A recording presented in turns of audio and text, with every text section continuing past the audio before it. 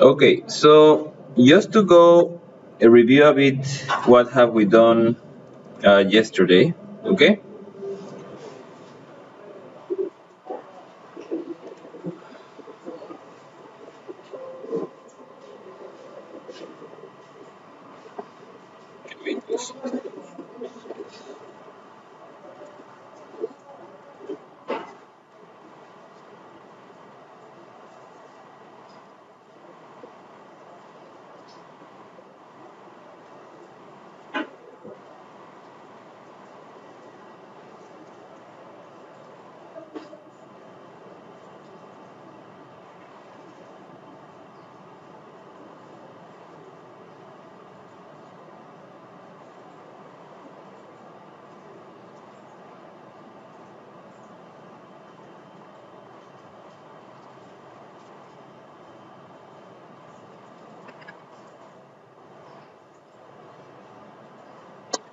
Okay, well, we continue like this.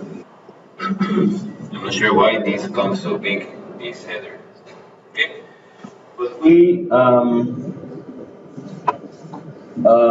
yeah, so we saw a bit the design considerations for tubing size. Okay, let's see. Then we have this example, which is very important. Okay, here we are basically using flow equilibrium to calculate the production profile of the field. So that means that field will be produced. Let's go all the way to the results. Okay, that field will be produced in plateau mode and then it will enter in decline. All fields operating in mode A eventually enter in decline. Okay, mode B.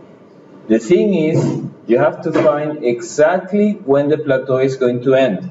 Okay, and that's a very big uncertainty. When we plan our field, we make a contract, we say we are going to provide gas to a customer for a certain time, and we have to be able to honor that agreement. Okay, otherwise, if we go at some point, there is some problem in operation, we cannot produce that rate, we had less reserves than we thought, we're going to be in negative. So we have to pay a compensation for that. So that's what we have done, and you see that the concept of equilibrium was very well applicable here. That's what we have used to calculate that. So we move from reservoir to bottom hole, from bottom hole to wellhead, then we stopped, okay?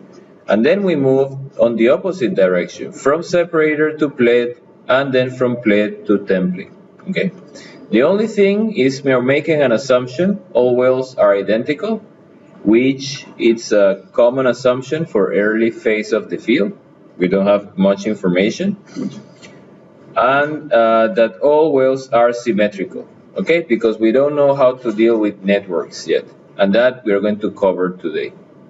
Okay, when wells are arranged separately, each well is different, that we're going to see later today. Okay, but here we move from separator to plate, from plate to template, and then we said, well, the difference has to be greater than zero, okay? If you have a choke, if you can control the rate. And that's the case for the first, I think it was 27 years, okay?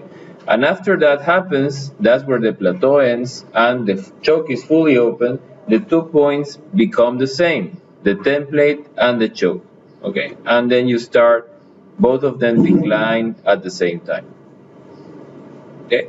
Then what we have done, we said, now let's say what happens if we change the rate to 25, okay?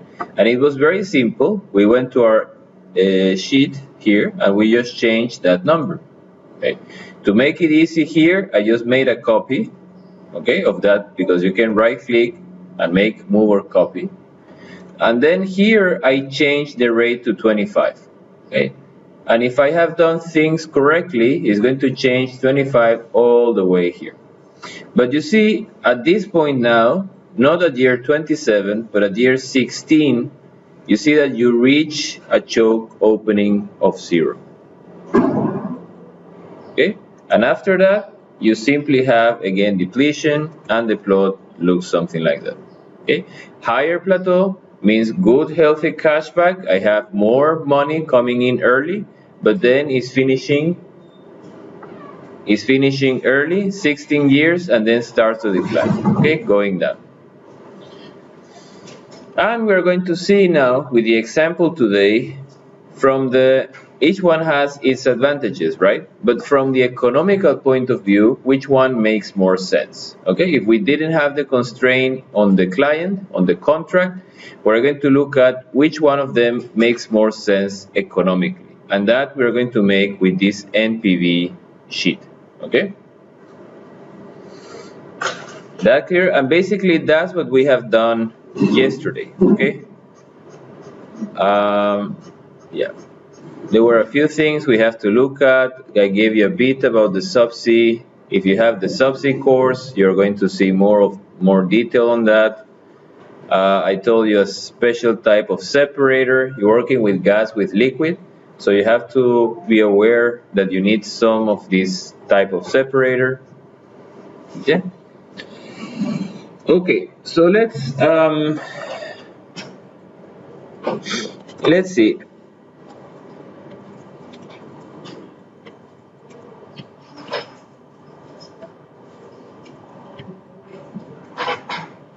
Okay, so let's call this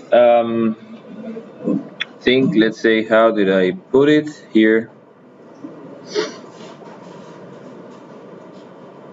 Okay, cash flow in field development. Okay.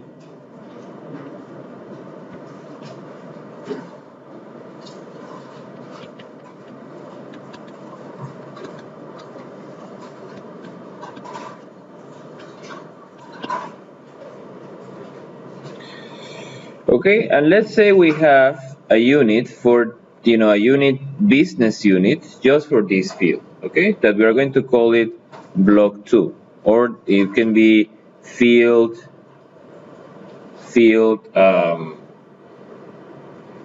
let's say, unit, okay, within the company. And you have some sources of revenue, okay, from, let's say that's a company like TPDC, or that's a company like Equinor.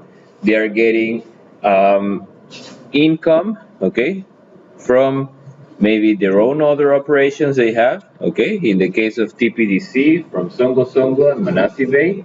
From the case of Equinor, they have other projects that are already generating cash, okay. So that's the same company money. But then you might have also loans, okay? If the project is too big or you don't have enough cash, so then you have to go and ask for a loan, okay? And that's basically all the sources that I have to develop the field, okay? All the sources of income. Now, on the expenses, I have a few major things that I have to take, okay? So one of them, which is the heaviest and usually the most important for offshore projects, okay, is called CAPEX. And CAPEX stands for capital expenditures. Okay. And in capital expenditures we have, which is not the biggest part of the cost, okay? One of them is engineering studies. Okay, I have to pay for my team of engineers, I have to pay for salaries, I have to pay to contractors. So this is engineers inside the company, so that means salaries, okay? But I also have to pay to contractors. Okay, I need maybe someone with special expertise. For example, field development studies often require an environmental assessment, okay? And companies typically don't have too many environmental experts. So that's something that they have to hire someone external to help them with. Then you have the cost of the processing facilities. Okay?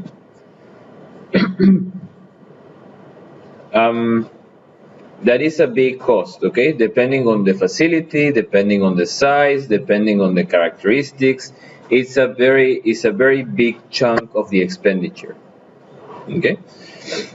Here we say it's a separation. Okay, we have compression, we have water treatment,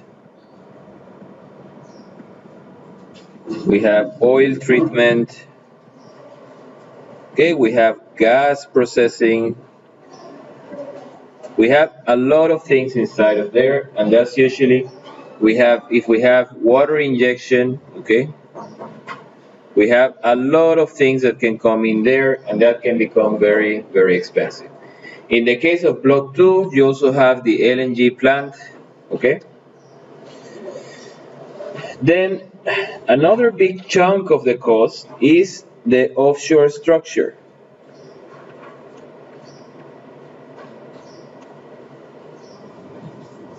Okay, sometimes these two are together, okay, like in an FPSO, the processing and the offshore, they come usually together.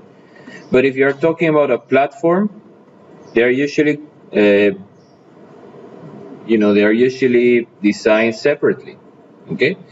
Or if you're talking about, there are also some other, we will see later, it's called tension leg platform. We're going to see later, maybe tomorrow, how that looks like. Gravity-based structure, that is gravity-based. Okay, but basically, where in an offshore system, where are you going to place your facilities? Okay, where are they going to be located? And that usually has, the living quarters, okay, and that also has all the auxiliary equipment, okay, such as water, such as power, such as, many different things that you need just to keep the platform running, okay, or the offshore structure running. Then the next thing is, what else do we have? The subsea system, okay, that if we're talking about Block 2 is also very relevant, okay? Some cases you don't have subsea systems, land-based, or if you have platform wells, we're going to see that tomorrow. But some cases you do have subsea systems, and that means the templates, okay, that means the flow lines, that means the pipelines, and not only the cost of the equipment, but that means also laying down on the seabed, okay? It's not only that you buy the equipment, they manufacture it, and they ship it, but also you have to install it. Installation is a big part of the cost. Templates, flow line, pipeline, umbilical, okay?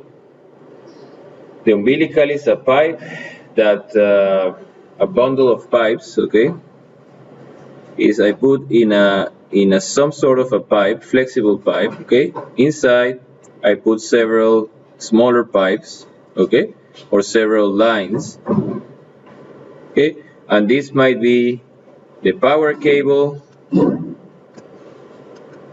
okay, this might be the chemical injection, okay. If you see the cross section, I can show you later how it looks like. You can have different things, power, you can have communications cable.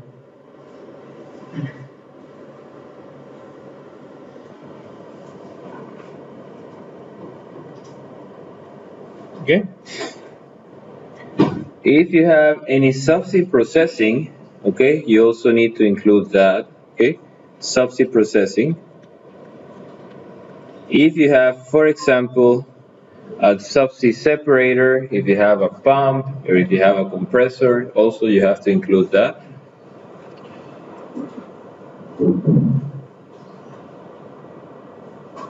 Okay? And that is, in a sense, most of the capex, okay? All the tangible things, the most important is all the things that you can touch, okay, that you have in the field.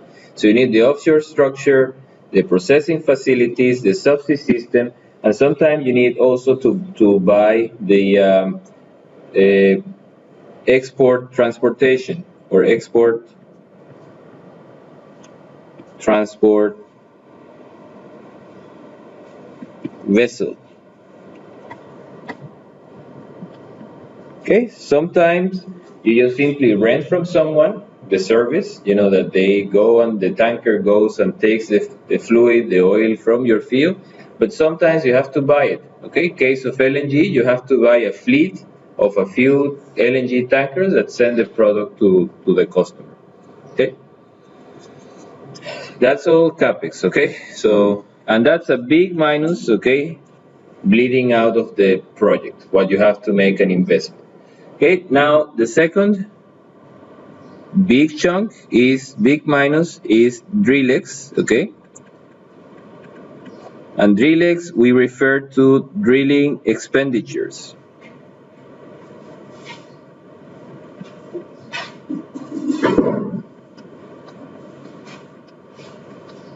Okay? Everything that has to do with the drilling process. Here, the biggest part of the drilling is the rig rental rate. Also if you're doing on land, okay, the renting of the rig, you're going to say, I need this rig for, let's say, 2 months, 4 months, depending how much I will be drilling. You rent it, and then that rental has to include the personnel, has to include the material you need, has to include all the auxiliaries, okay, and that is a big number. For example, for offshore in Norway, that number, it can be around, I think it's 1 million per day. Okay, maybe slightly deep, okay, but like around $1 million per day to have the ship, to have all the drilling rig, all the equipment to perform the perforation. So that's why the drillers are so stressed. If they take too much time doing stuff, it's like they're burning money, okay, like literally burning money by the second. Okay, it's a big amount. So that's why they have so much stress, and that's why they don't care too much about our wells, okay? How the wells are. They just want to finish the well and that's all. Now, you also have the completion, what we call the completion of the well, completion equipment. Okay, and that means all of this casing, what we discussed yesterday, the casings, all the pipes you put inside, all the control if you have any control, and also then you have all the tests that are done when you are drilling the well, okay? That this can be logging, and we are going to see a bit later what is logging. We're going to use it for another exercise, hopefully today.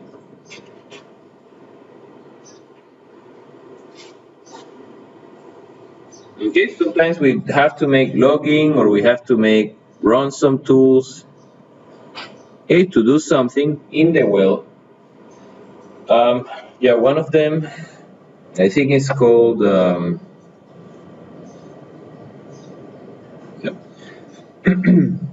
now let me just make a short comment here. Okay, is a flow test. Okay, let me see here. Flow test.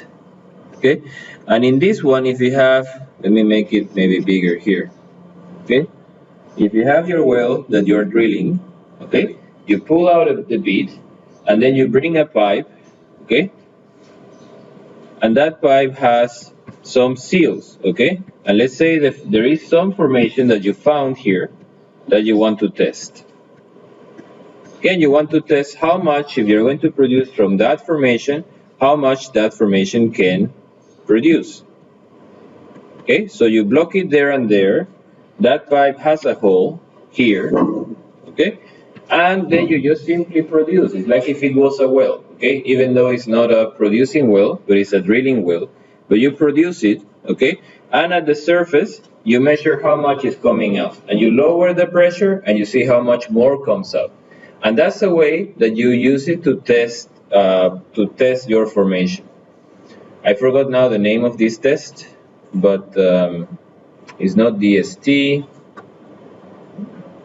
Yeah, I can put it later, but you know, rate, you want to take a sample also of the fluids. So here inside you have like a container, okay, where you store part of the fluids, okay, so you have fluid testing, flow testing, fluid testing, whatever, okay. That's not a big chunk of the cost, but that's something that adds up to cost. Then we have, again coming out, this figure is becoming, you know, complicated, okay. Then we have OPEX, okay. DrillX, CapEx, usually DrillX and CapEx, they are merged together. I like to keep them separate just to be sure what is the contribution, but sometimes they are added together. And OPEX, that stands for operational expenditures. Okay, and here we have, first of all, the salaries of the people, right? Which is not much, but you know, it also contributes. We have the insurance, okay, we have to have an insurance in case something happens. We have energy consumption, okay, we have transportation, okay, transportation of people. We have maintenance.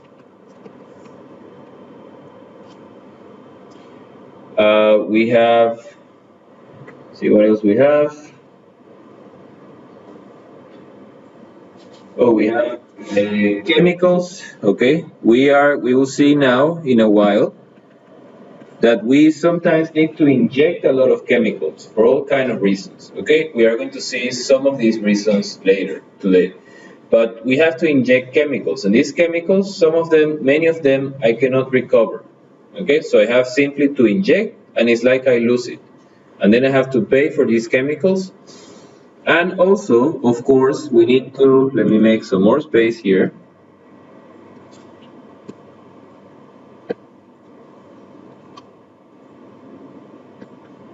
Okay, another thing is that I have to make, it's like part of maintenance, but it's called well intervention. Okay, I have sometimes to go inside the well and I have to do things like the tubing got a hole or something happens, so I go and I have to make an intervention to clean the hole or to change the tubing to do something. Okay, so that also, that's a big part of the cost. Now, also some other thing that comes out, okay, from that project, everything is coming out, right? So it looks like it's not going to be so profitable, okay?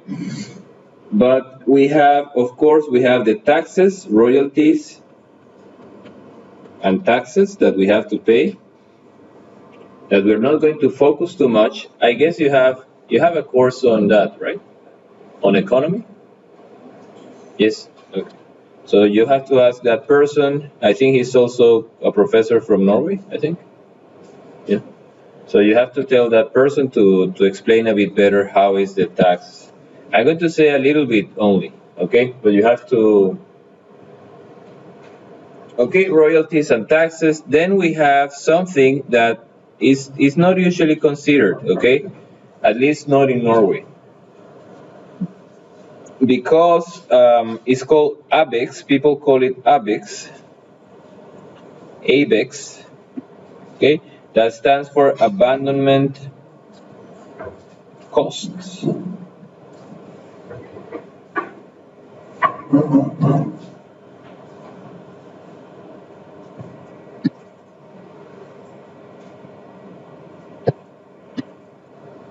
Okay, and that stands for plugging the wells. Okay, I have to decommission or scrap all the topside facilities, scrap topside facilities. Okay, I have to make cleanup, I have to do all kind of things. Okay, and that costs sometimes you get a lot of it back from the government. Okay, so that's why sometimes it's not included. In Norway, I think they compensate for a big part of plugging the wells, okay? Just to close the wells, remove all the material and close it. And they compensate for part of it. So that's not usually normally considered. And of course, we have another big source of income to the project, okay?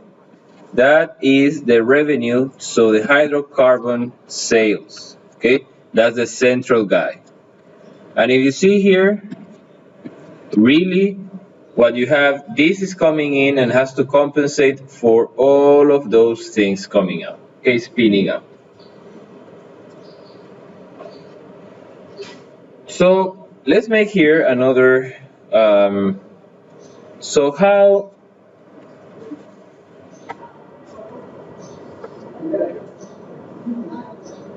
okay, we have called it, okay, we already talked about that, cost, revenue, okay? So how do we compound all of these expenses and incomes in just, how do we deal with this? How do we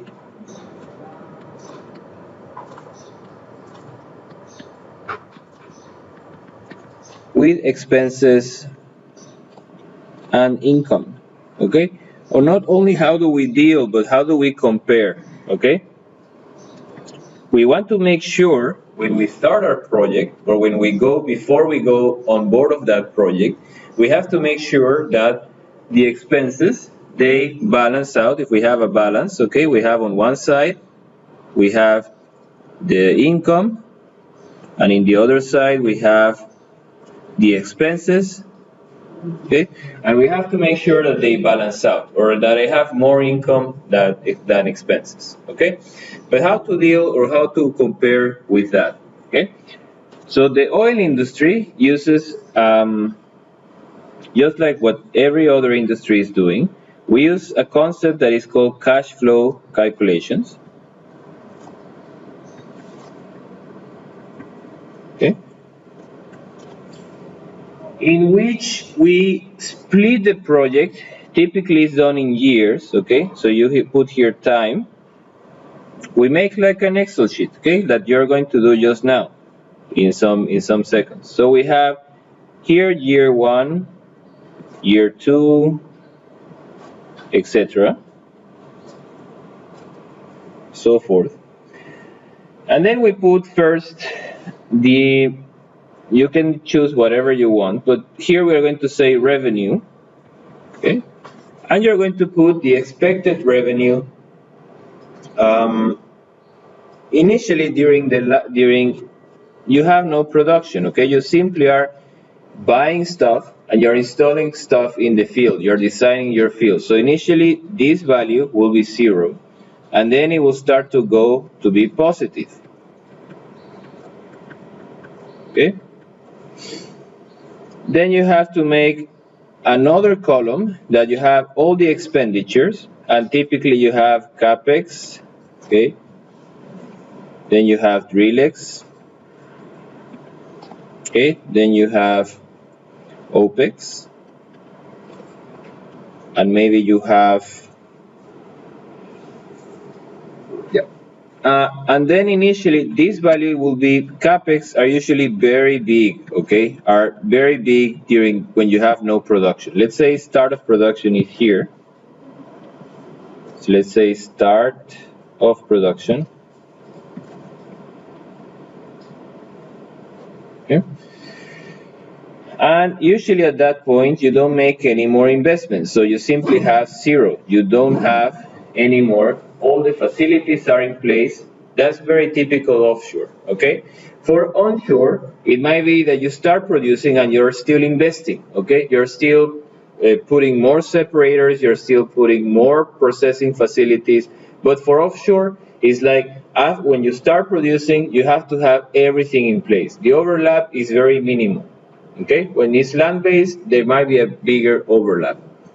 Then drillex, okay, also very big initially. You're drilling wells, you're completing wells, but after, typically in offshore projects, when you start producing, simply it becomes 0, okay?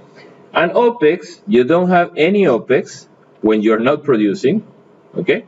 But then it becomes here negative when you start producing, okay?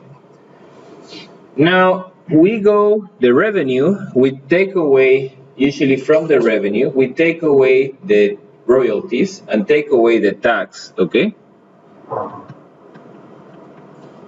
Okay, without revenue, so that will be the net, sometimes called the net income, that we're going to neglect here. We're going to assume, we're going to not consider taxes or royalties, but just to be, so that revenue minus tax minus royalty. Okay. And again, that will be 0 for all of these years, and then will be positive. Let me move this a bit to the right, to the left. Okay.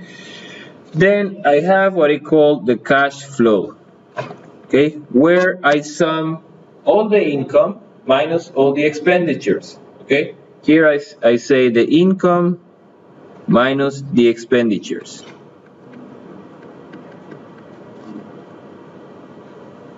Okay, and initially here it will be negative, negative, negative, and here it will be positive, positive, positive.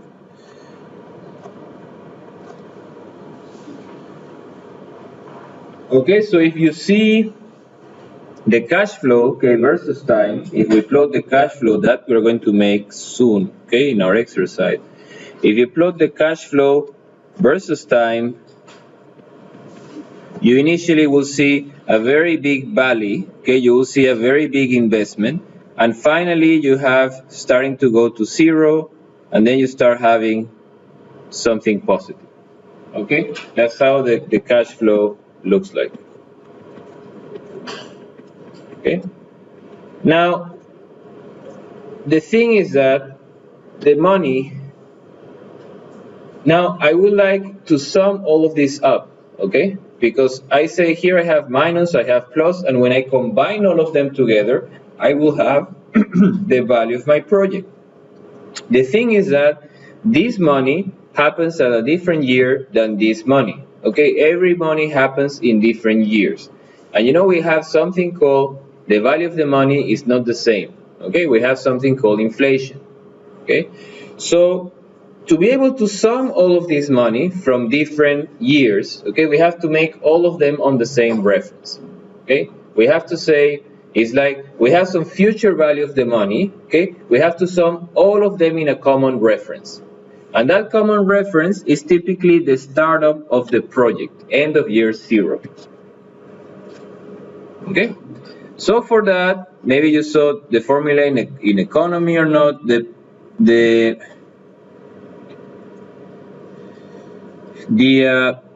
present value, okay, will be equal to the future value of the money, okay, of any amount. Let's say it's an expense, let's say it's a revenue, let's say something, okay, times 1 over 1 plus the interest rate or the discounting rate to the power of the number of the year, okay, let's call it n, okay, so that's the year number, year counter, okay, and that's the interest rate if we're talking about simply inflation, okay, but you will see it's slightly different in oil. That's the future value, and that's the present value.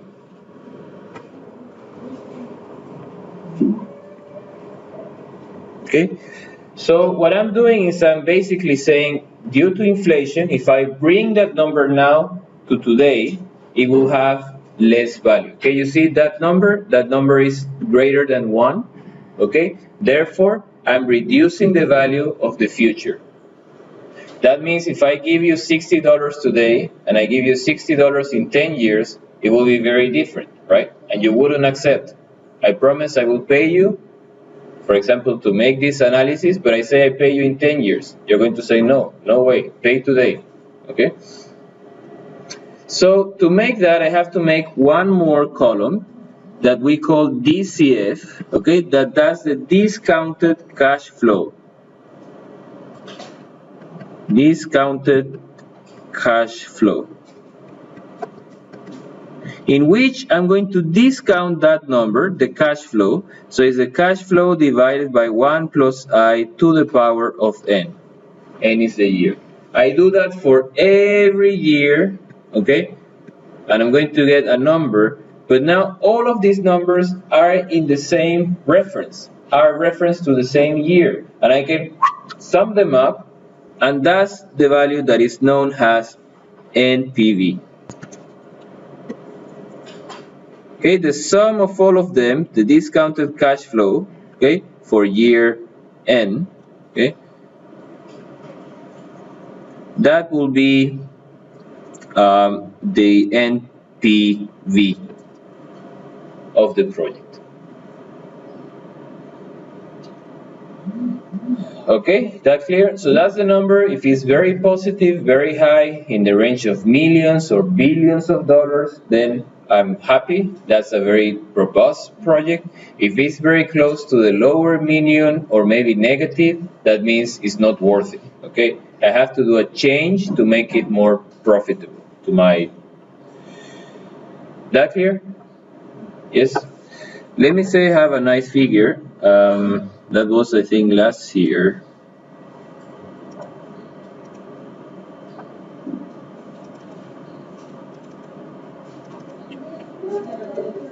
Okay, last year we did it opposite. We started with that part and then I changed to, but this year I decided to where is it? I think it's not here, but it's maybe it's in the images.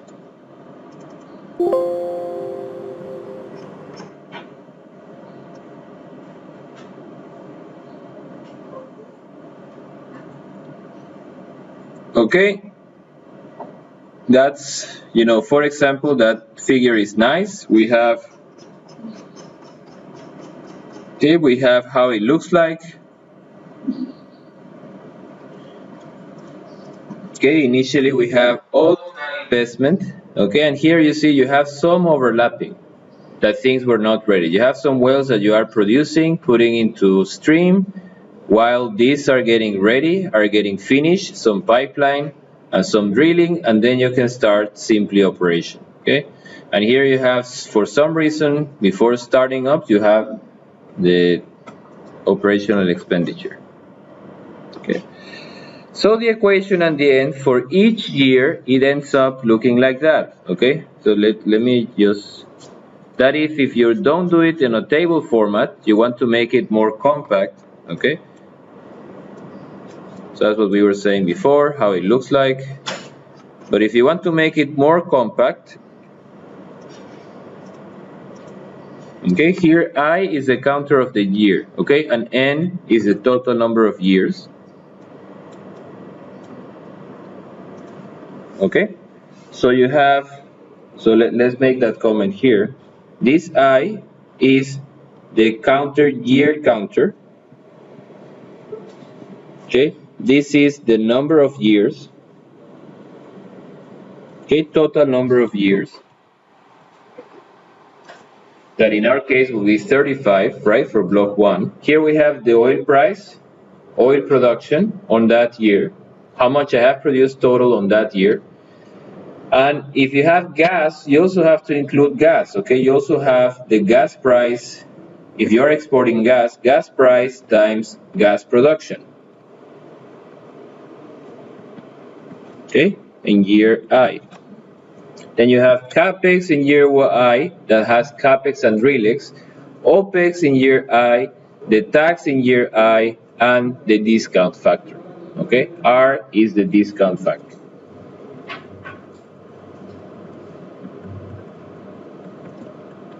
Okay. Now, about this discount factor, they don't usually use inflation. They use an internal number from the company saying, if we take that money, let's say that investment we are going to make in the field, okay? And we invested some other place, some of our other projects. How much are we going to get? Okay, what is the interest we are going to get? And that number change, from company to company, but it's usually a value, around from maybe 6 all the way to maybe 10%. Okay, but it depends on the company. The company has experience with other projects usually, and they use that number, but they also change it. They say, well, what happens now if that number is lower, or what happens if it's higher? It's going to change our results. Okay. Okay, I think, let me see, there was one more. Okay, so here you have that one of them is affected by the rate, the production profile, exactly what we are doing now. The oil price or the gas price is changing, okay? But typically we don't consider a trend, a variation. We just say a constant number, and then we change it up and down to see how that affects the capex. You see here the production system, the processing facilities, the drillex. Thank you. Okay.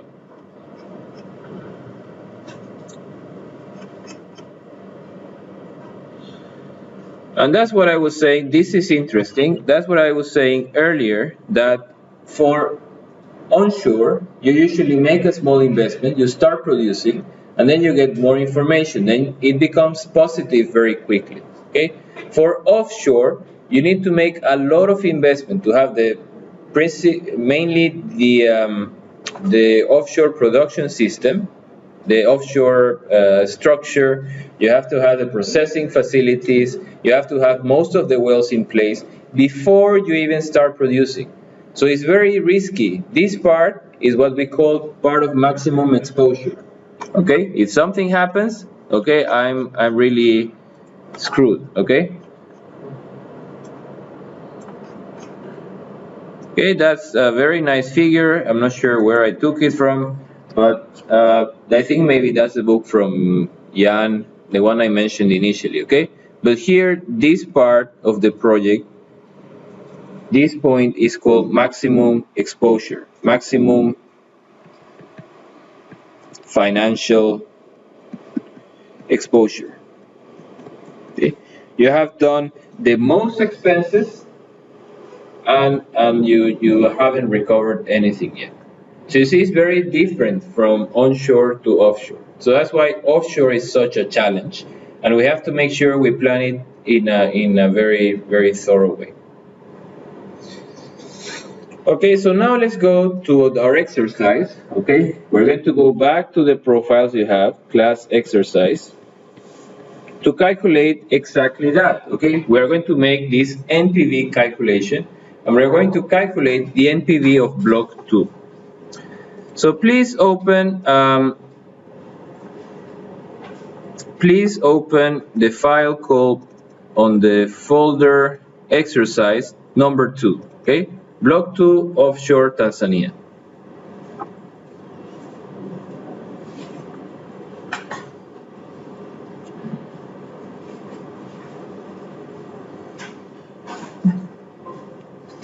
Remember, if you get a message, you remember to enable macros, okay? We are using macros in.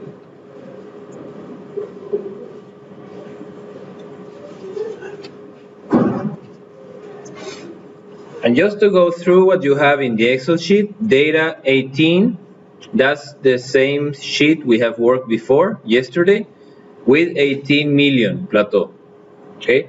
And here we have up to year 35, and the plateau is 27. And after that, you know how to do it, either with the solver or you do it manually. You change the rate of the field until you get exactly 0 at the choke, 0 delta P.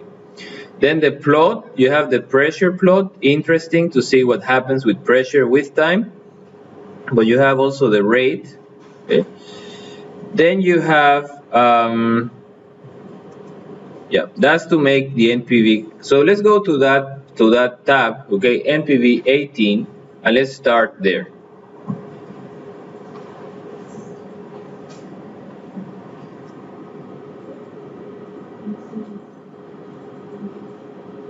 You have to click enable content. That's what I said. Okay, you have to click enable content. Otherwise, you're going to get an error. Because I made it, you didn't made it. So it's Excel doesn't trust me. Okay, so they say, well, you didn't make that. You got it from someone else. This Milan, he's suspicious. Okay, let's block it.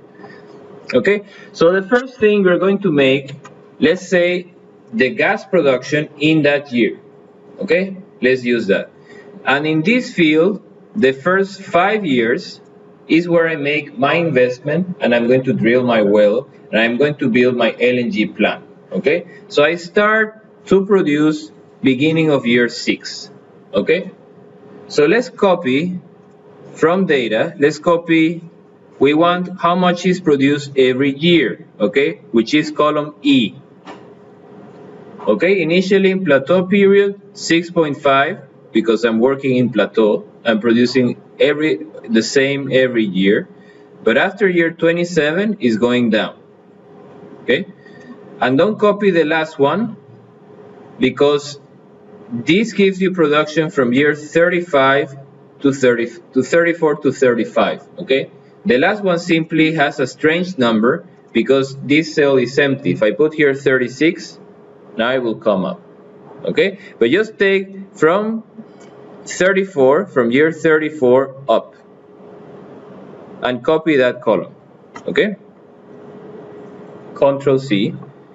Now when you go back to NPV, be careful. You don't want to paste the formula, you just want to paste the values. So go to year 6. So we said, sorry, 1 2 3 4 5 6. Okay, and here we go, home, paste, and paste special. Okay, I think that's how it shows, and paste only values, not formula, just values.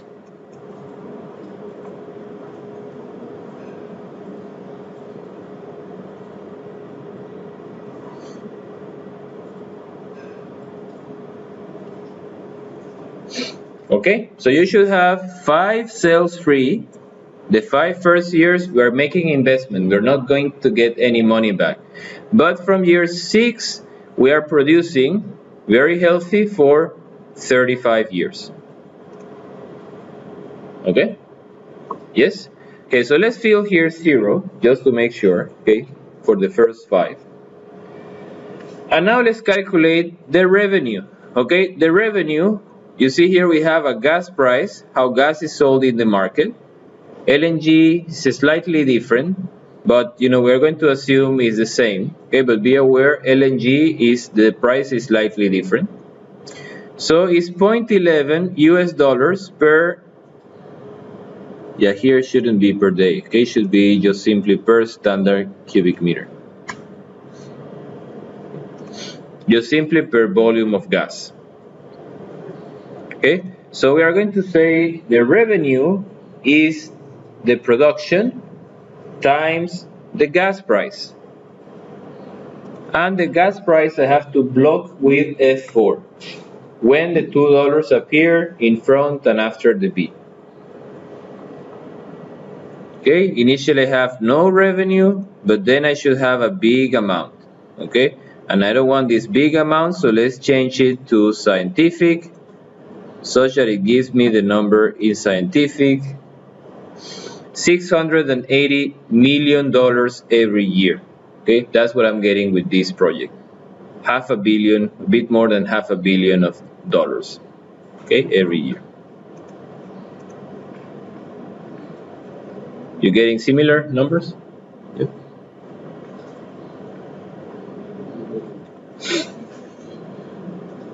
Okay, now we go to the difficult part. Okay, the cost. That's fine, we're swimming now in money. Now we have to take out all the costs.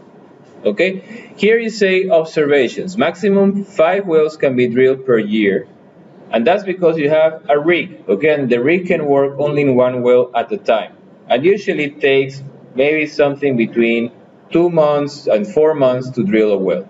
Okay, here I'm saying I can manage to make 5. So how many wells is that? How many months is that per well?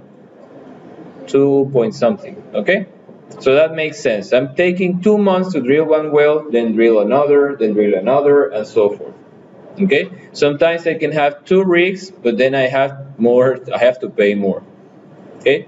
So for that, let's say, and I have here just a lump sum, okay? Every well costs $150 million. Okay?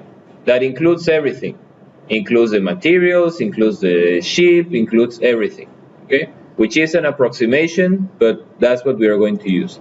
So the first year, we're going to drill 5, right? Times the cost of the well. Okay? And I block it. Then, how many wells do I have in my field? If you remember our layout, we have 1, 2, 3, 4, 5, 6, 7, 8, 9, 10, 11, 12. Okay, 12 wells. So we are going to need 2 years and a half. Okay, something like that. So the second year will be the same, 5 wells times 150. Oh, we have to put that in dollars. Okay, so we have to multiply times million, 1e to the 6. Okay. Okay, because that number, the number we have here is is just 150. So we have to multiply times 1 to the 6. 5 times number, cost per well, times the 1 to the 6. 5, here I have to block it also. And then I have to drill. I have drilled 10 so far. I need 2 more. Okay, so I say 2 times 150, I block it, times 1e to the 6. And I'm finished, okay? That year I had to spend almost $1 billion drilling wells. Okay, and all the rest will be simply 0, and I can just drag it down.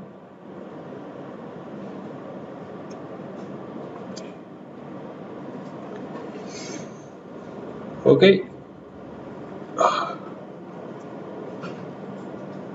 Now, we have here divided in two capex, okay? One capex, that is the subsea system, everything that had to do with templates, with flow lines, everything that had to do with umbilical, that is going inside, okay?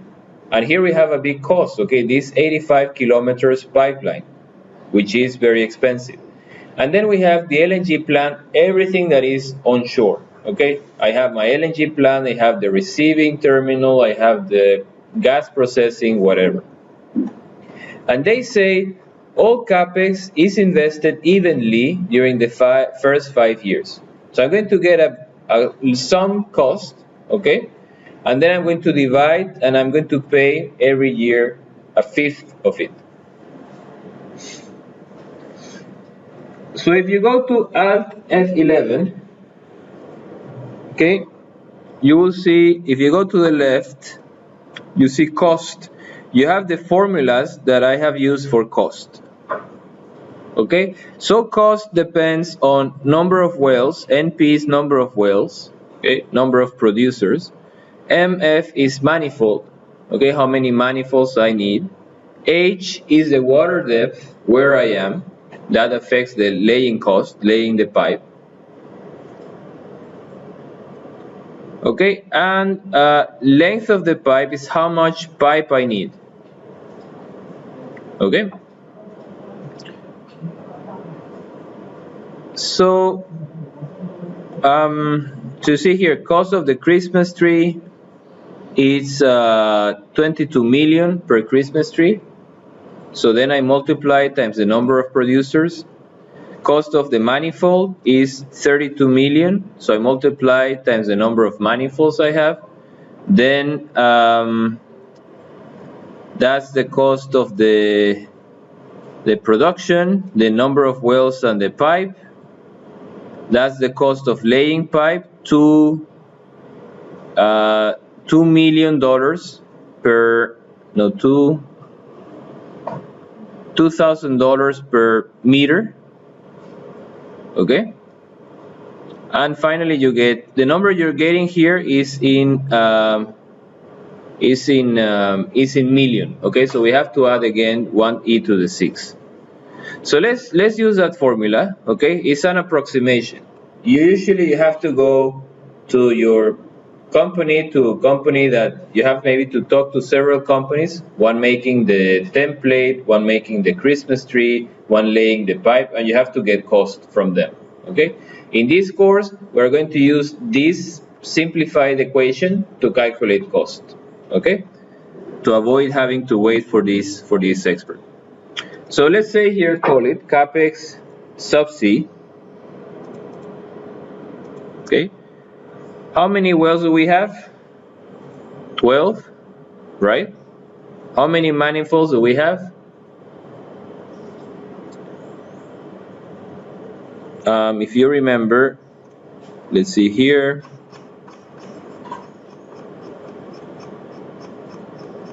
Manifolds, I count. I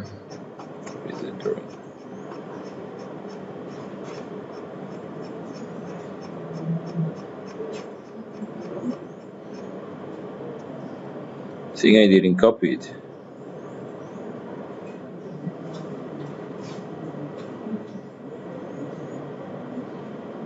Okay, it's here.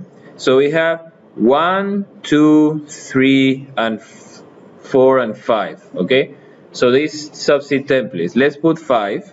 Then 5. The water depth, how much was it? We have it up here. Okay, I know it's changing from 2200 to 2600. So let's use 2500. And the length of the pipe, how much is it? I know I have a pipeline. This should be meters. Okay, so I have a pipeline of 85 kilometers. Okay, 85, 3 zeros.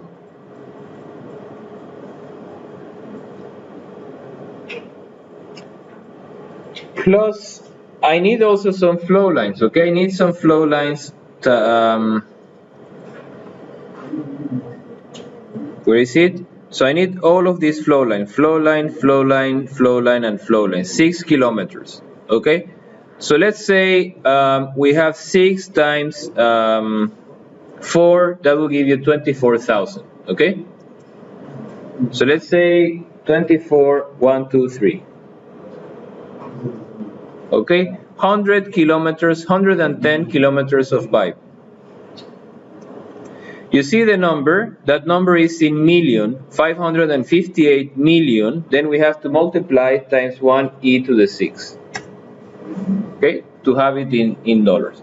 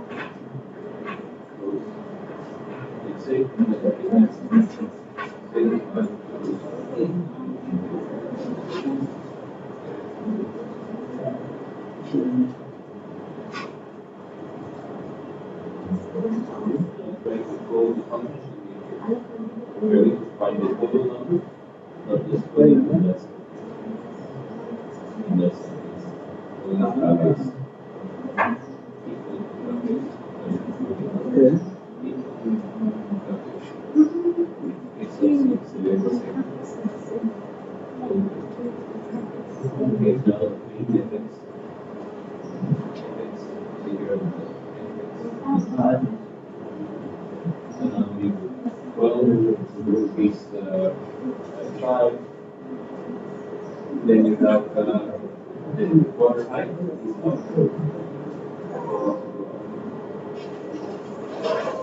Water depth. And the length of the pipe, 82,000 approximately.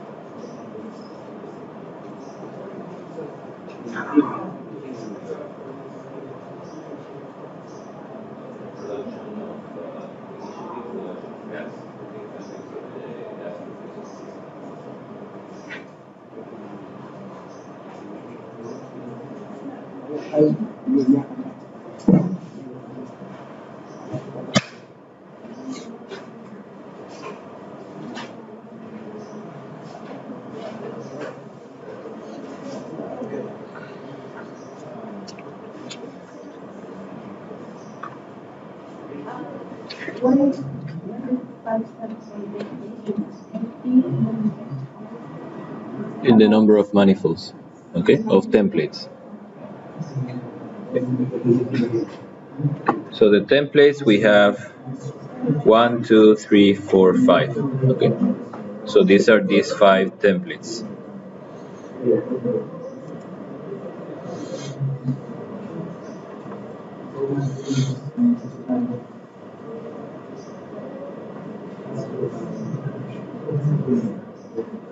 Okay, just to sum up what we have done so far, okay, we copy the production, we paste it here, and it makes sense, okay? We are producing in plateau mode, therefore we are producing the same every year until year 27, when it starts to decline. And then I'm producing a different number. Then the revenue is simply for all the first years, I have no production, I have no revenue, it's going to be 0, okay? But after that, I just simply multiply the production times the gas price. And that's how much money I get in the pocket at the end of the year, okay? End of year 6, 7, so forth. Then on the drillings, I have to drill 12 wells, okay? According to my field, I have to drill 12 wells. However, because the rig needs 2 months, there is one rig only, one drilling rig, and it's 2 months for each well. You can drill only 5 every year, okay? And each well costs $150 million, okay? Therefore, I drill 5 the first year, okay? I drill 5 the second year, okay? And I drill 2 the third year. And I'm done drilling. All the wells are ready there, waiting for the LNG to be finished. Okay? Then we found how much is the cost of the flow lines, the pipeline, the template, everything that has to do with the subsea system. Okay, here we have flow lines, we have an umbilical that is not shown here, we have a template, so forth. For that, I gave you a simplified function. Instead of waiting for someone to give us this cost, you have to contact Technip, you have to contact FMC, etc. So we are using this function. Okay, it's a simple function, but it should be roughly okay. Okay, that depends on the number of wells, because every well has a Christmas tree. Okay, that depends on the number of templates. Okay, because if you remember, the template was this structure. Okay, this structure cost how much was it here? 32 million. Okay, each one of these structure. 32 million, the material, fabrication, and then deployment on the seabed. Okay, and then laying the pipe on the seabed. I have to come with a barge. Okay, and I have to start putting the pipe on the seabed. Okay, this 85 kilometers. Okay, so that number, if I substitute, okay, if I substitute 12, 5, the water depth, okay, because the laying depends, the type of vessel depends on the water depth, and then the length of the flow lines I need, okay. I need 85 kilometers, but I have to put it in meters, so it's 85,000 plus 24, and 24 are, where was the drawing? Okay, here, 6 kilometers, 6 kilometers, 6 and 6. 6 times 4, that gives you 24,000. Okay? And that number, it gave me in million, so I have to multiply times 1 to the 6. Okay? Now, how I'm going to pay that money? The company told me, well, you pay 1/5 of that every year during the first 5 years. So I'm going to say simply this number, I have to block it, okay, and then I divide by 5, and that's how much I pay year 1, year 2, 3, 4, and 5, only up to year 5. Okay, I'm paying FMC or Technip or whoever is doing that, I'm paying them 100 million every year. Okay, and then after that, I have paid everything, so I have no more expenses. I put 0.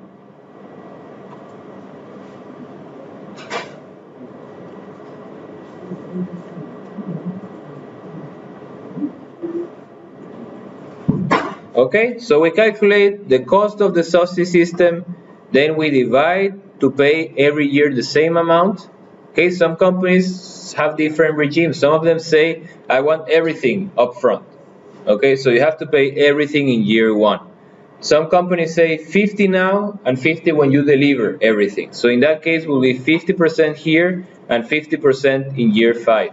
Okay, in this case, they were nicer, so they say, well, you can pay it's a big amount, so you're my friend, let's pay 100 every year. The LNG cost, for that you have another function, okay, that depends on the capacity of how much gas we're going to process, okay, per year. Okay, so that's why I have the Q of gas times the amount of days per year to find how much gas you want to take every year. So for that, we know we have to design our plan for the highest rate, right? Because we have to be able to process, to convert to LNG, the maximum rate, okay? And the maximum rate is the plateau rate. So let's call that function capex LNG, Okay, then we say, what was the plateau rate here? In this case, 18 millions, right? 18 e to the 6. Okay, and the uptime, you remember how much was it? I think it was 360 days per year that I'm producing.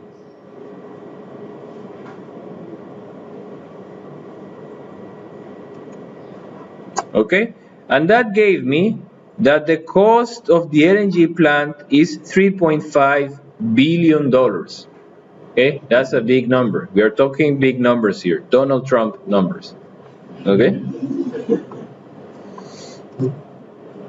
Okay, so simply I put the maximum rate that the plant has to take, even though I know later it will decline, okay? So I could use a smaller plant, but I have to have a big plant for the beginning, for the whole plateau period, to process that gas, okay?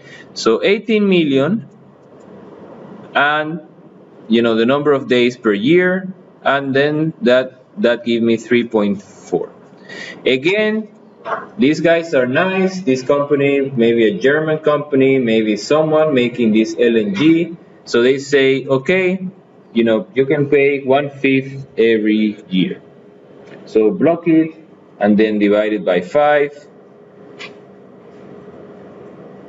And then I apply every year. I'm paying $700 million for the LNG plant. And then after that, I have no more expenditures, thank God.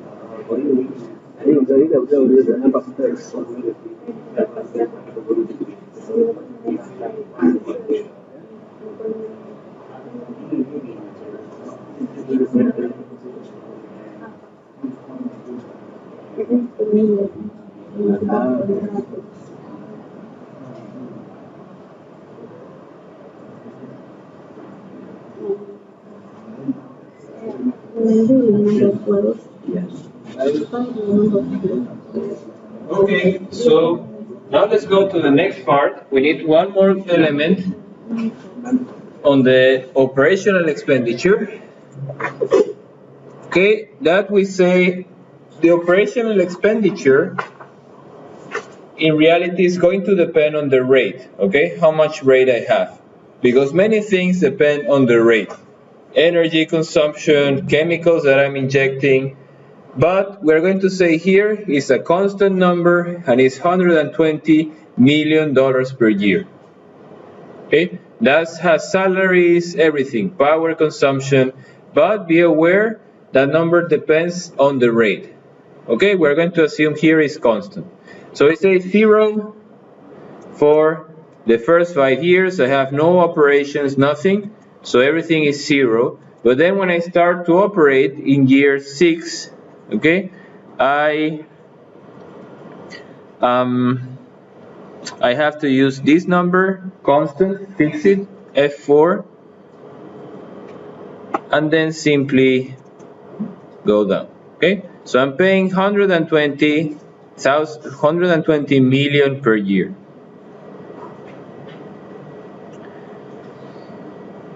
Okay, the first 5, 1, 2, 3, 4, 5 should be 0, and then from there on, when I start production, 120 million per year. Total cost simply is Drillex plus Capex subsea plus Capex LNG plus OPEX. Okay, it's a big chunk of cost. Drillex, Capex, and OPEX. It gives me 1.59 billion. Then I drag it down.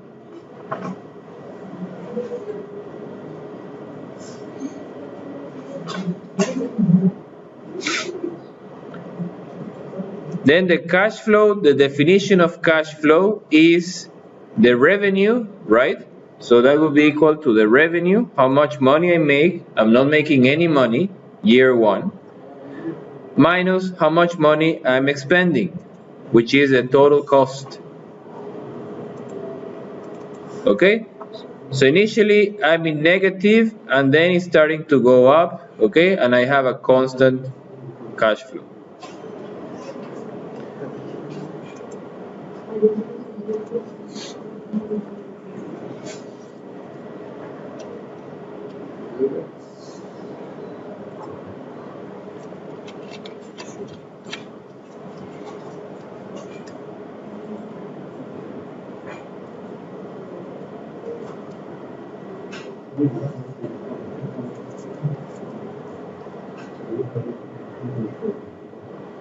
Okay, now the discounted, that's the cash flow, and I cannot simply sum all of them up, okay? They are in different years, therefore the money has different value. Okay, to sum them up, I have to say that number divided by, open parentheses, let's open two, okay, two parentheses. 1 plus the discount rate, which is in B3, close parentheses, hat to make to the power of the year. Okay, sorry, the hat, okay, to the power of the year. And the interest rate, I have to block it, okay, B3. So is the cash flow divided by 1 plus the interest rate to the power of the year, which is in column A, and then, yeah, close parenthesis.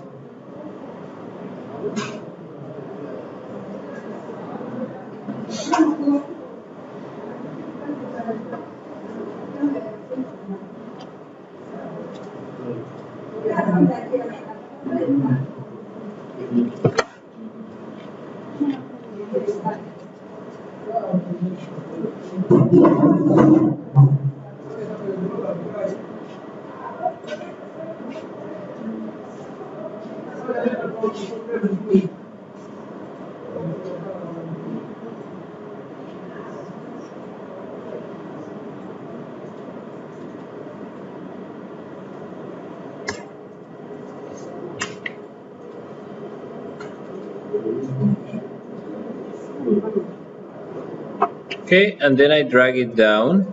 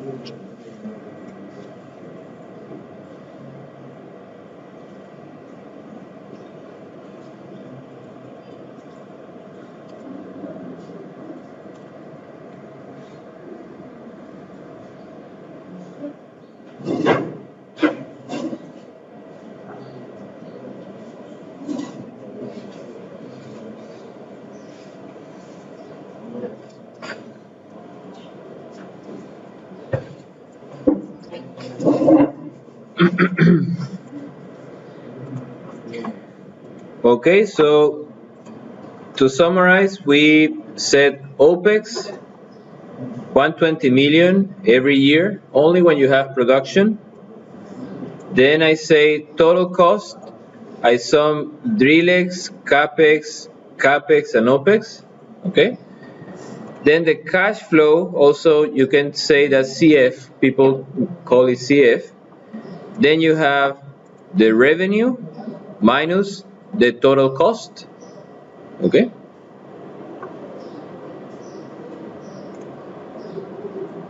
And you see exactly what we said. We have a big expenditure initially, and then we have just positive.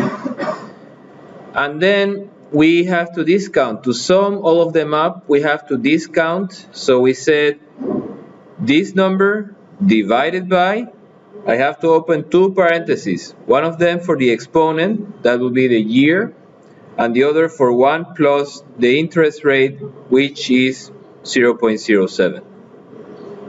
Okay? And then now all of them are in the same reference. So you see, here I said I'm going to get $560 million. That's very nice. But in reality, if I refer it to year 0, then that means I'm receiving only 373 million. Okay? Which makes sense, but that's life. We cannot, cannot get exactly that number. So at the end I have here, I sum all of them up, and I say the value of my project is $170 million, which is not exactly a big value, but at least it's positive. Okay? So let me take a screenshot of that, so we have it in our notes.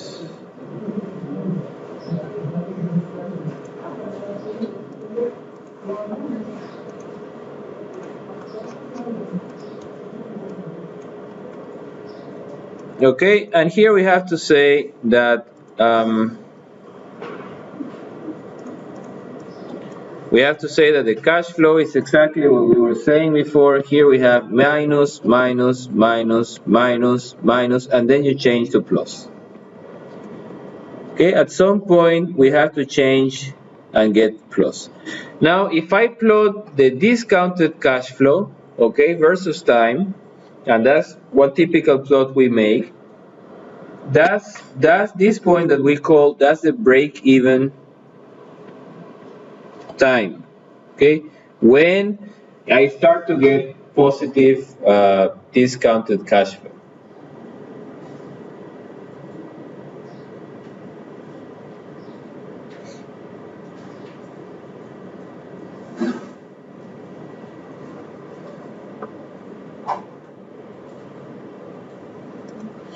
Okay.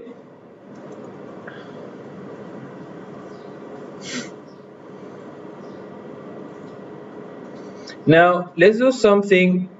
Typically, I just don't make one run and then I'm done with it. I like to make sensitivity analysis. Okay, here I'm making all my analysis assuming that the price of the gas will be 0.11. Okay, what happens if that price is less? What happens if it's higher? Okay, so in that case, I use, so let's create another subtopic here. So I always have to perform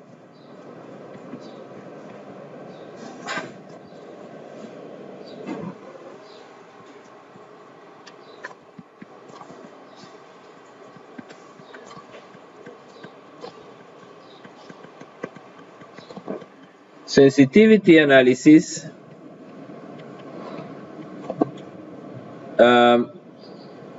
on the input. Okay, and for example you have plus minus, so on the oil price, on the gas price, okay, gas price is a bit more stable, but it's also going to fluctuate. It can be that it fluctuates. Oil prices are more fluctuating. Okay, you have to make also on the cost figures. Okay, and typically we use numbers between plus and minus 40% on plus or minus 20%. Okay, that's for the PDO. We use plus and minus 20%. How that's going to affect my result. Okay, and yeah, there are a few other things.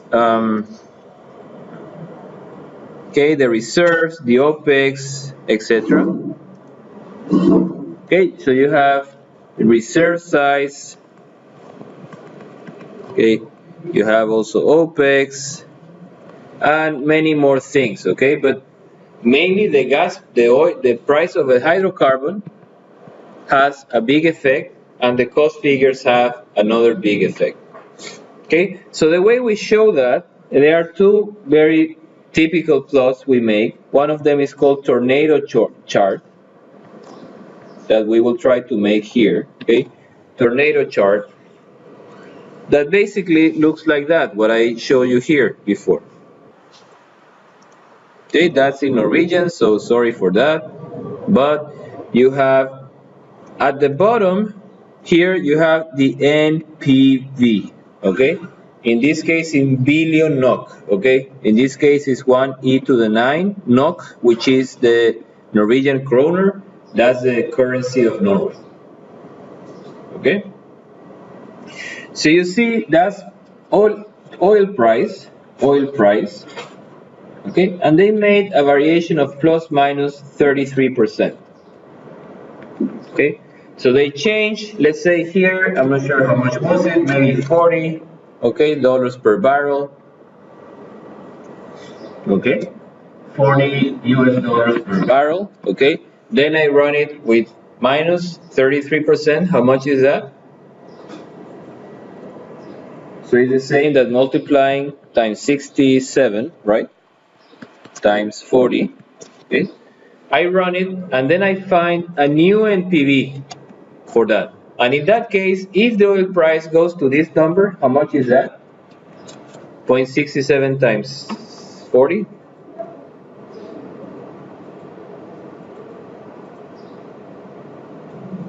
Okay, 26. If it goes to 26.8, okay, I'm in trouble. I'm going to get a negative value of my project, okay? However, if I get now a price of 40 times 1.33, okay, how much is that? 53.2, that's going to become even better, okay? I'm going to get a value much higher than what I had, okay? That the base is like 12. Okay, now you see the effect of the reserves, okay? What happens if I have, you know, we will see now what is P90 or P10, but basically P10 is a big number that is very unlikely, and P19 is a very low number, but that is very likely, okay? Okay, this is the OPEX, that's OPEX. So what happens if OPEX change plus minus 20%, and the investment, that's the CAPEX? What happens if CAPEX change plus minus 20%? Okay, so we are going to try to make a chart like that. Okay, that's called a tornado plot because it has, or sometimes call it, yeah, I don't know, an ice cream plot or something like that. Okay, we have another type of plot that is called the spider plot.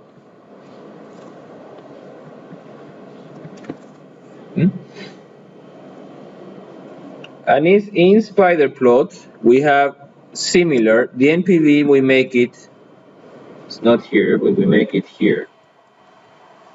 NPV.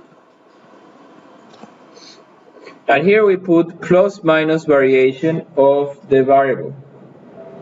Okay, can be the oil price, can be etc. So the NPV, that's for the base case. Okay, then I make a variation, let's say of 20% on the oil price. Okay, that gives me a higher NPV. Okay, and I make a variation that will be 20% of minus 20% of the oil price. That will give me, let's say, another NPV down here. Okay, so then I join these three with a line. Okay, and that is the line for the oil price. Okay, I make now a separate line for the capex. Let's say I make the same change and the capex gives me this NPV and the capex gives you maybe this NPV. So you have this line and this line will be for the capex. Okay, so depending how inclined the curve is, okay, that gives you how sensitive your NPV is to that variable. Okay, so it's like another way to say, because all of them are in the same scale, so that tells you the one that has the highest slope, that means that affects more the NPV. Okay, so I suggest we try to make this plot. I'm not sure. Okay, let's see if we can. But so, and let's make change on two variables. Okay, so let's make a table. Okay, where we're going to have just two. Okay, so first we're going to have gas price. Okay, plus minus 20%. Okay, so I'm going to put here the minus 20% and the plus 20%, and I'm going to record the NPV and NPV of that case. Okay, and then let's say the capex, okay, plus minus 20%, and I'm going to record the capex of that part. When I make a change in this variable, I don't have to change anything else. All the others remain constant. Okay, if I change the capex minus 20%, I don't change the gas price. Okay, the gas price will be the same. So let's make in our Excel sheet, try to make that table. Okay, so here we say capex. I have a student, she made a nice plot like that. That's what we're trying to make. And she put the following chart. Okay, we can even include maybe OPEX. Okay, so let's try something like that. So let's call it sensitivity analysis.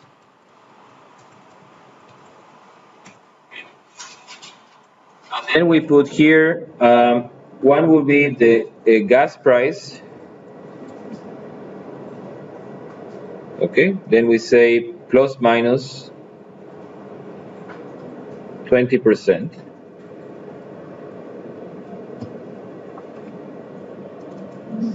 Okay, then let's say the capex.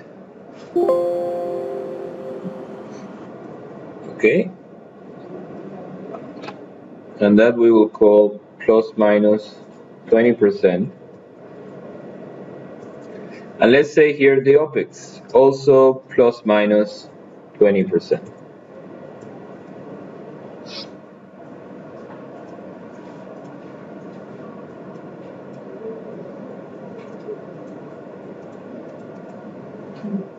And here we have, so she made it, let's use the same, I think she made it nice, so let's see what she, low value and high value, okay? So low NPV value, low NPV, and high NPV. Okay, and let's make it into a small box.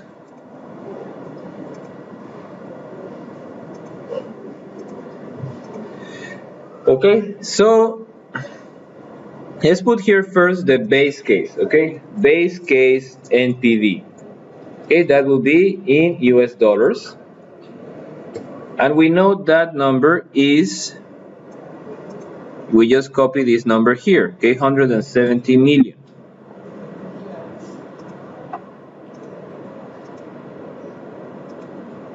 Okay, I want to put it scientific. Okay, that's the base case. Now it's starting to say what happens if I increase or decrease the gas price. Is very simple, okay? Now I take that number, right? And I multiply times 1.2. That will make it 20% bigger. Okay? Simply like that. And if I made my calculations correct, everything should change automatically. And now the number of the NPV will be 141 billion. Okay? So that affected significantly the value of my project. I copy that number here and I paste the value here, high NPV.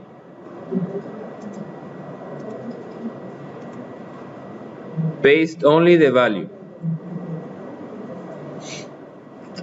So this means if the gas price ends up being 20% higher, then I'm going to get, my project won't be anymore 170 million, but it will be 1.4 billion. Okay? So it grows by a factor of 10, even more. Now, let's see the low NPV case. For the low NPV, if the gas price now goes to zero point 0.8, okay? So I multiply times 0.8 the value, okay? That means 20% less. Now my NPV will be negative, minus 1.07 billion, okay? I copy that number, and then I paste it here.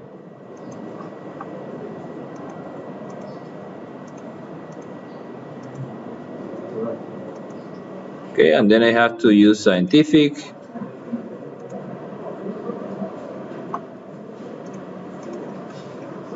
Yes? What? Again, from where? From the base price. Sorry, all of you have this sheet working, right? All of you have calculated NPV? Yes? Okay. So I'm saying, and you have this square already. Sensitivity, so that's wrong.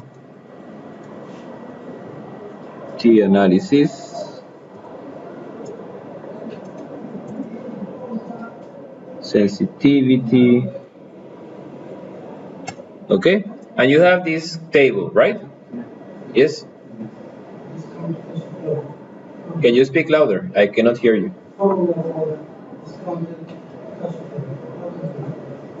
Yeah, here you have it. So just copy. Just copy. Can you see?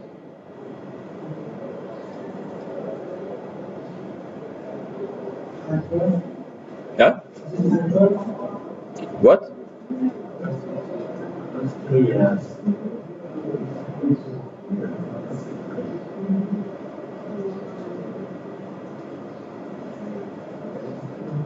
You cannot see? Can you see, or you cannot see? You cannot see. Okay.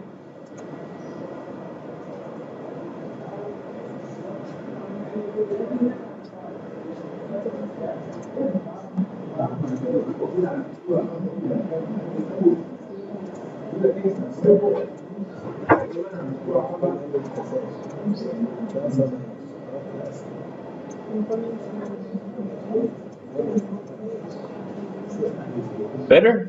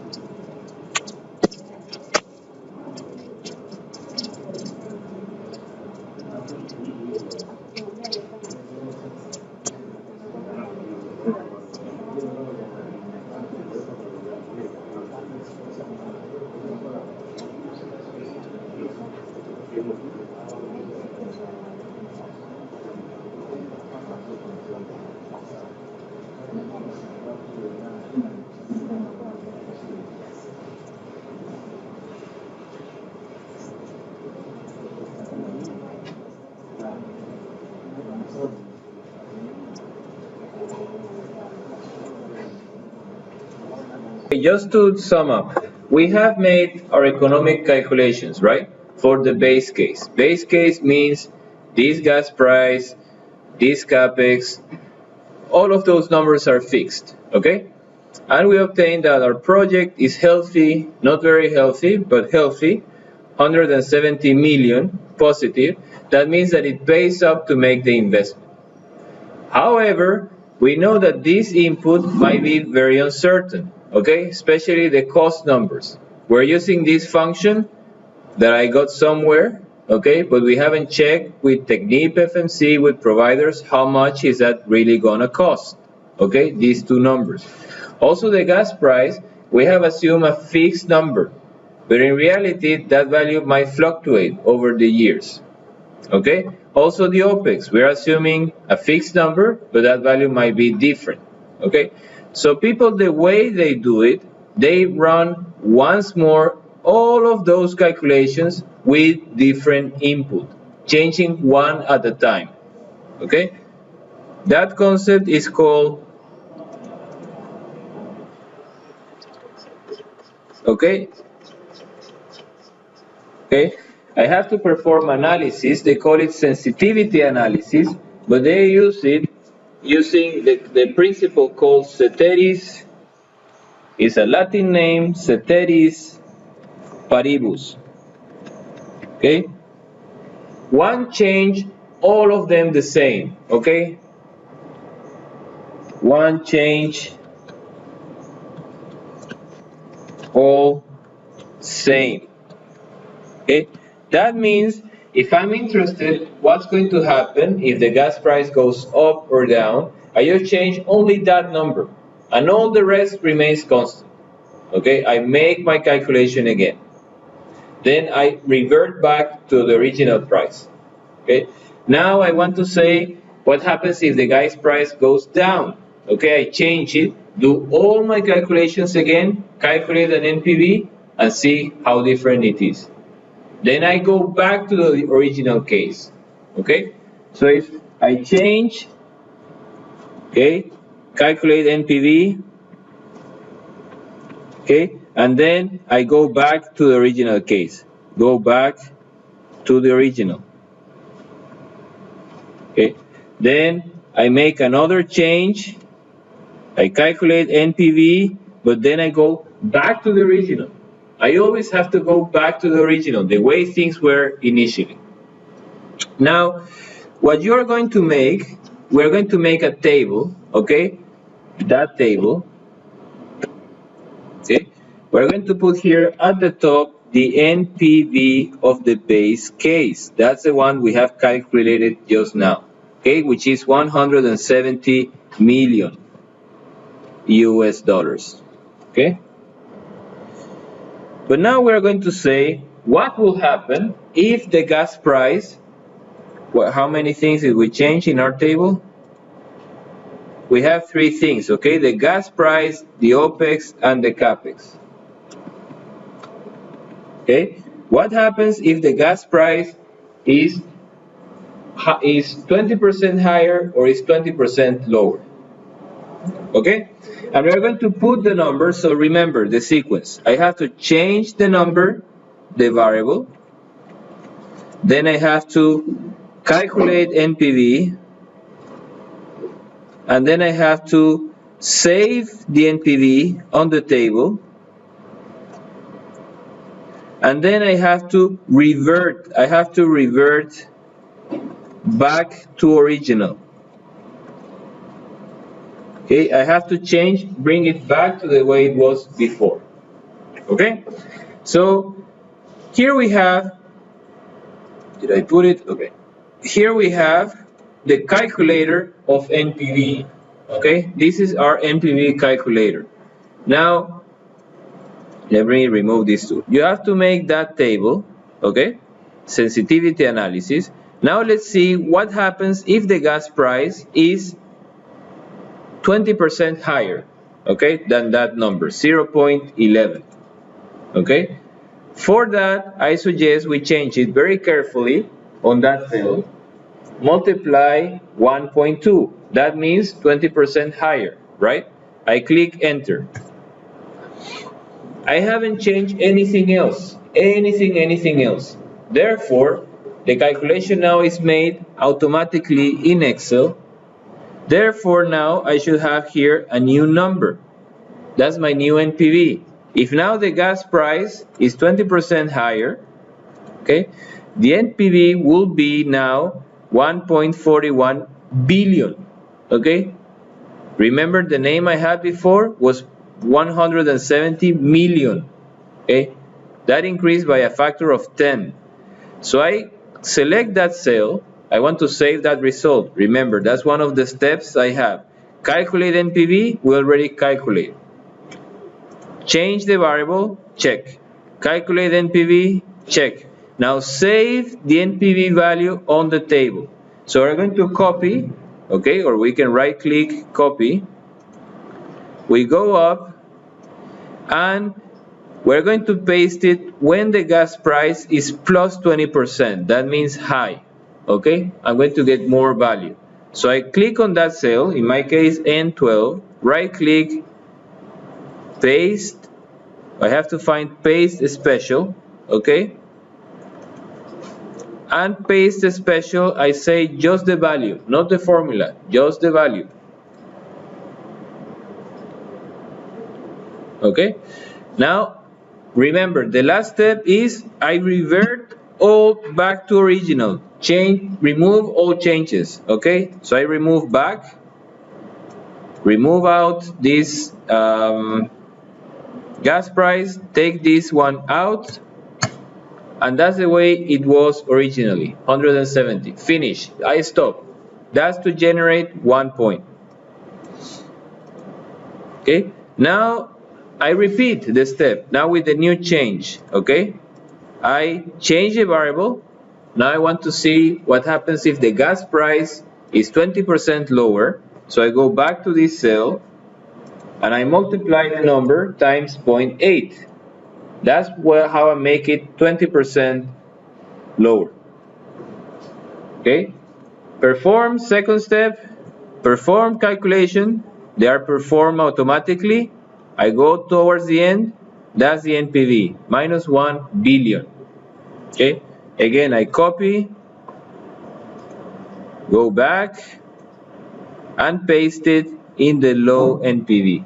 Right click, paste special, and values, paste. Okay, so that's the range. It's telling me if the price is 20% higher, my project will be worth 1 billion. If my gas price is 20% lower, my project will be worth minus 1 billion, which I won't invest at all, okay, for sure. Or if the gas price is the base, it will be positive, 170.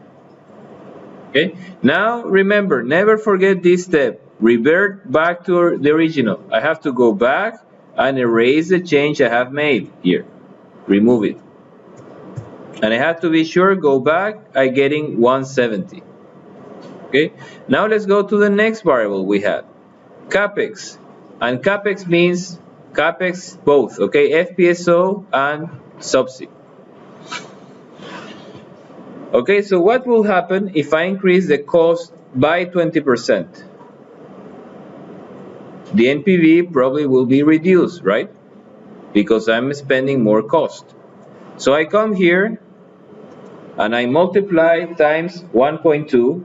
Now it's 20% more expensive. And I also multiply the subsea, 1.2. It's 20% more expensive.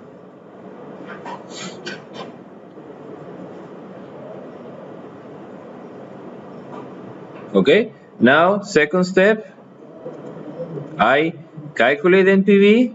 It's already calculated automatically. Go down, and you see now is minus 400, minus 500 million negative. I copy the number. Where do I have copy? Copy up, and then I paste it. But now be careful where I'm going to paste it, in the low NPV or the high NPV? Low, right?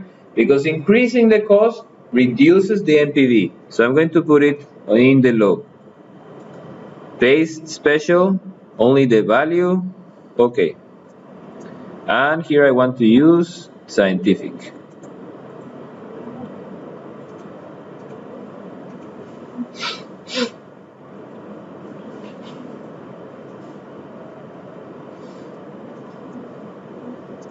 Okay, now remember the last step, revert back to the original. I go back, remove that 1.2, remove it, 1.2 only, and then I have to make sure the number is 170, fine, okay? Now let's go to the next. What happens if capex is 20% less than that number? Okay, I go back, change that number times 0.8, change that, multiply that times 0.8, okay, and I go back, read the number, now it's very positive, okay, now it's 830 million, and I paste, special, values, okay. Okay, now don't forget, I changed now to back to the original,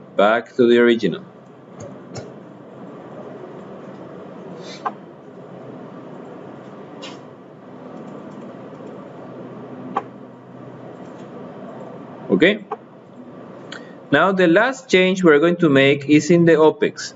What happens if I increase OPEX 20% plus and minus? Okay, for that I have to make sure now I'm getting 170, that's correct. So I come here, and be careful, here I don't have the equal, okay? If I want to put an equation, I put the equal first, okay? And then I multiply times 1.2, 20% higher.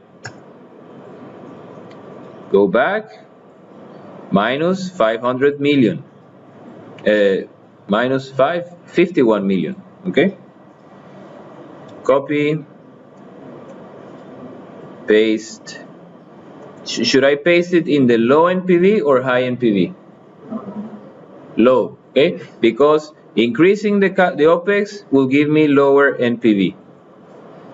Paste special, values, okay? Then, okay. Now finally, I revert back the change. Okay, I go to where I have my OPEX, change back, remove the 1.2. Okay, and I have to check, I'm getting 170 million. Okay, now I go and I say, what happens if OPEX is 0.8, 20% less? I go down, I see the NPV, 392 million, and now I paste it here. Paste value. Finished. Now we have done our first sensitivity analysis that is done during the field development phase. Okay, you change one only at a time, all the rest remains constant. Okay, and you see if that changes up and down, how my NPV is changing. So I will try to make the plot, but that's not something you have to make here in class. I just want to show you, just to put it a bit nicer. But you could simply report that table. Okay, that should be, that is enough. So don't be stressed if you don't get the plot. Okay, maybe I won't get the plot. I think it's a bit more complicated. Okay, but you have the variation. So let me see how this lady here made the plot. She made it nice. She was a very good student.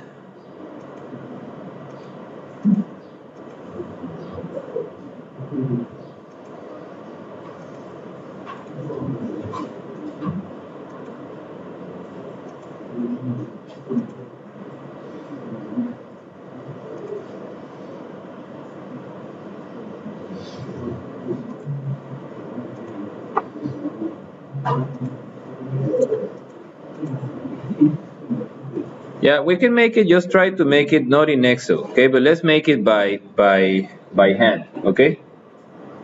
So if we say, let's try to make it by hand, okay? I think Excel will take some more time. So here we put on the x-axis, we put the NPV, right? And we have to use, what is the maximum number I have in the table? 1.4 billion, okay? So let's make units of 500 million. That NPV is in million US dollars, okay? Then I have 1,000, and then I have 1,500, okay? And now I want to put the smallest unit is minus 1.07. Okay, so here I'm going to do the same, 500. Then I have minus 1,000, and then I put minus 15,000. Okay, so the first step to make this tornado chart is to, so that's where the 0 is to locate the base case, the NPV of the base case. The NPV of the base case is 170 million, okay? So it's going to be, so that's 1, 2, so maybe it's going to be around here. And I make a vertical line. Okay, that's the base case. Now I'm going to put here, the first one at the top will be the gas price. Okay, let me put it to the left, gas price.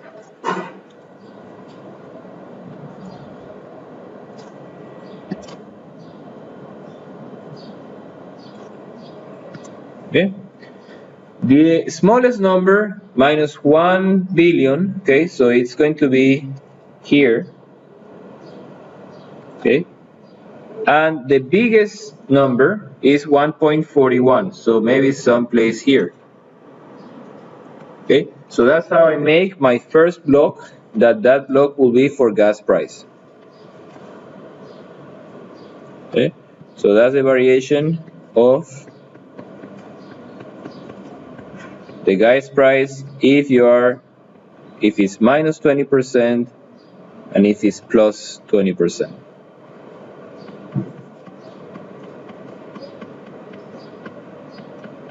Okay, now let's look at capex. Okay, capex, I have 800 million. Okay, positive, so 800 will be 800 maybe someplace here. Okay, and minus 500, okay, or 491, that is someplace very close to here. Okay. So again, I make another square.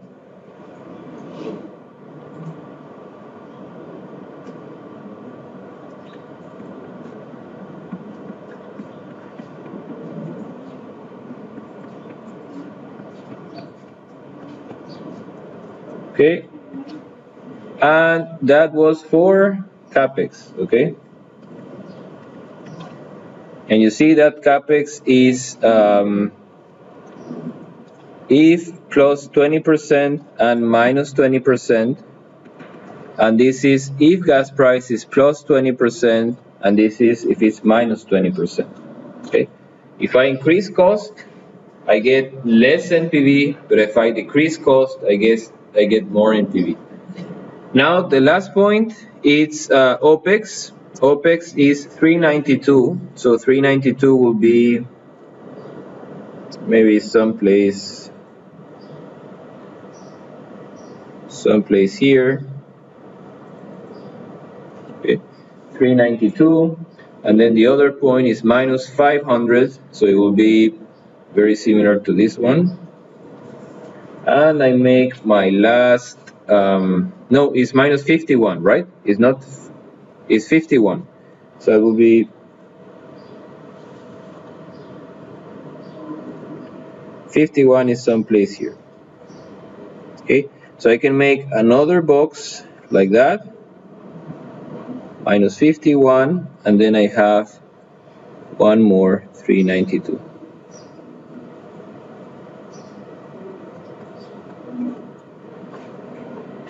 Okay.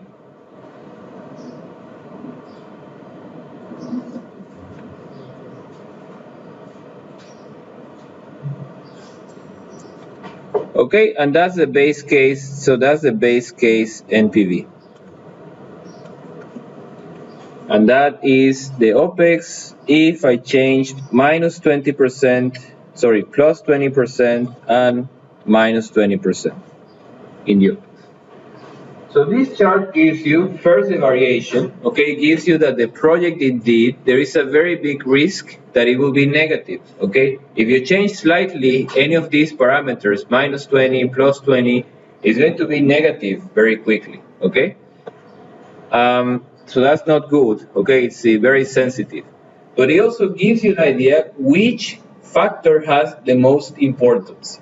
Okay, in this case, the gas price is very important, but something that is very important is the capex. So anything I do to improve the capex, to reduce the capex, is going to be positive for the project. Okay? So I suggest we leave it until here. This exercise was very complex, a lot of things on the same exercise, but you're going to have the recording. So for those of you who didn't manage to make it here in class, okay, I suggest you take the recording tomorrow and you go to bed with it, you sleep, okay, get it in your brain and try to do it step by step. You listen, pause, and try to do what I was doing, okay? Because we have a lot of topics to cover in class. I like to include exercise because I think that's a better way to get it in your head, okay? To understand things.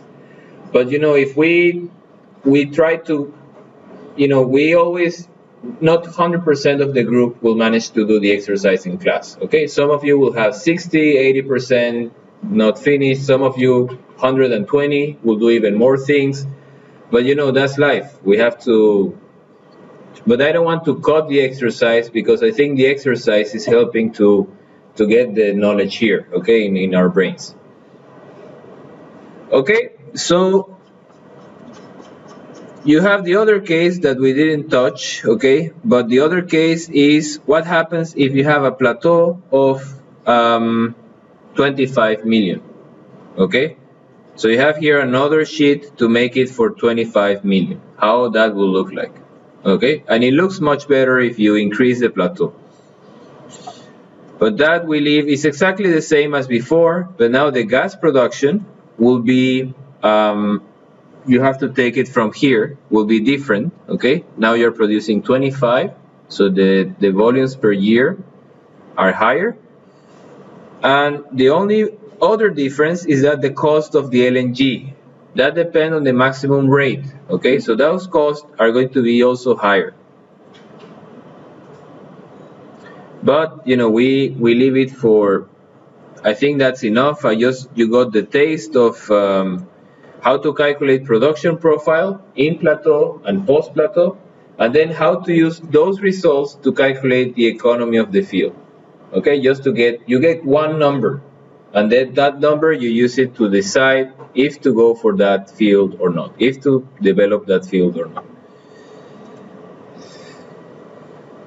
Okay, so let's see what else we had here. Okay, petroleum fiscal system, that's going to be just a very short comment that we have. Let me make it, maybe use another page. Petroleum.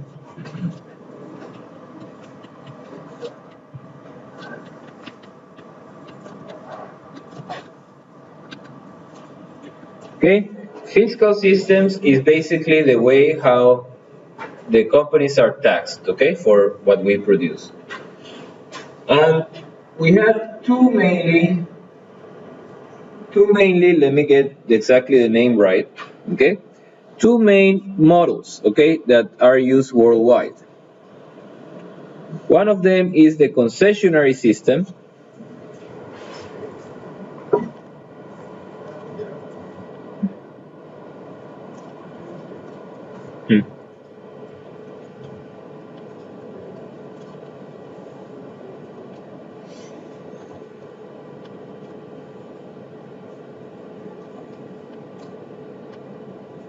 Concessionary system, okay, and the other is, I think that's what you have here in Tanzania, is called the production sharing contract,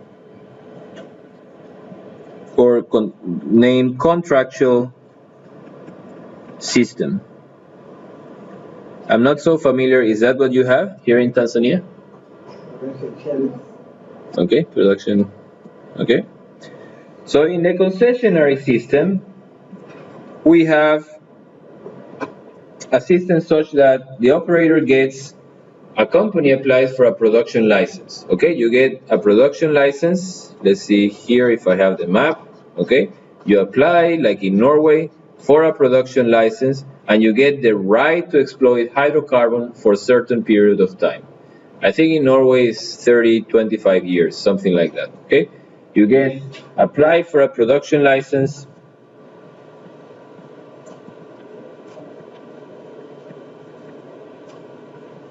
Okay, license that will be, I think, 30 years, and some places in the world is slightly different. I think Colombia is less, maybe 15 years. Okay, and you become the operator. You have one company that becomes the operator. Okay, and the way, so you have the hydrocarbon production.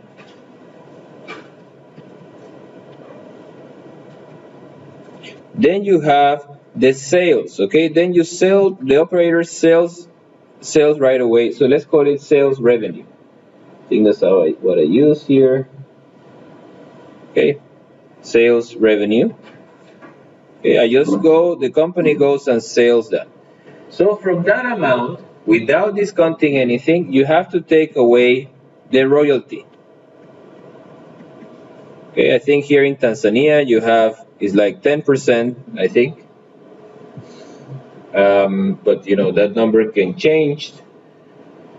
Okay, here I say 10% for Tanzania. And I'm going to put a question mark. That's not you have to ask the person teaching economy that tell you that. Okay. Then after that, you have what is called the net revenue.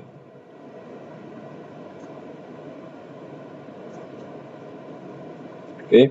And from that net revenue, you are allowed to discount some things, okay? To take out some things. You say you take out, for example, the operating cost, you take out the depreciation, okay? And you can take some cases some amortization, okay, of your loans, okay? Depreciation to pay for the deterioration and the replacement of equipment you have, and amortization to pay for your loans. Okay, you have to discuss that, negotiate with the government, but you can deduct part of that. Okay. Okay, then you get at the end you get what is called the taxable income.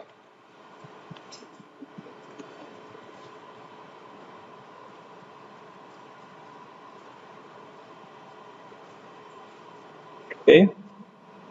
And after that, finally the government says, okay, now I want the tax of that. So now you deduct from there, you have to pay the government. This is something you pay for yourself, okay, for your operations. This one you pay to the government, you pay tax on that, which in Norway is like 30%. I'm not sure how much it is here. No, 47%. And finally, you're going to get the net income. Okay. And that's what you should use for the NPV. Okay, your NPV calculation. Okay, so you have to make one that the royalty is very easy. Then you have to deduct some cost. Then you have to deduct the income, and then finally you get your net income. Now, on the contractual system, we have two ways. We have one that is a service contract.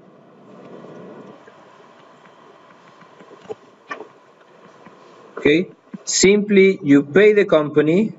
Okay, you say, the government says to Eni or to Equinor something, say, well, you have this contract to develop this field for so many years. Okay, and they are not the owners in any way of any license or the resources, but they get a fee, okay, a service fee for and that can be done in production or in money or in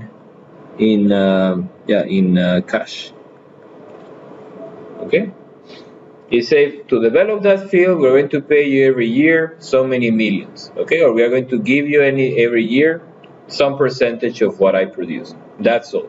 But everything else, the how to design the field, how to, which one is the customer, some of the things are taken care by the government. Then you have the other scheme that I think that's what you have in Tanzania, I'm not sure, okay, that is called production sharing contract. Okay. In which basically it's a bit similar to the concessionary system, but basically you have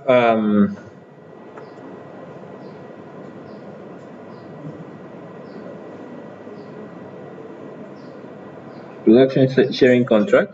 You have a team of, it's not only one company, but you have a conglomerate of different companies, okay? And one of them, usually one of these partners, is the government, okay? So let's put here conglomerate of several companies, okay? But usually you have one of them is the government,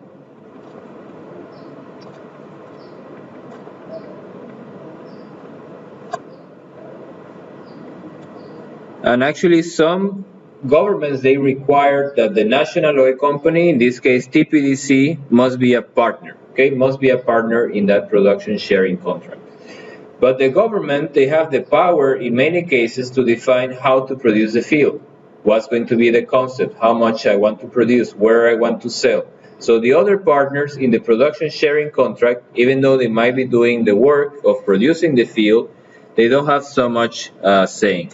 So in this case, it behaves slightly different. You have the hydrocarbon,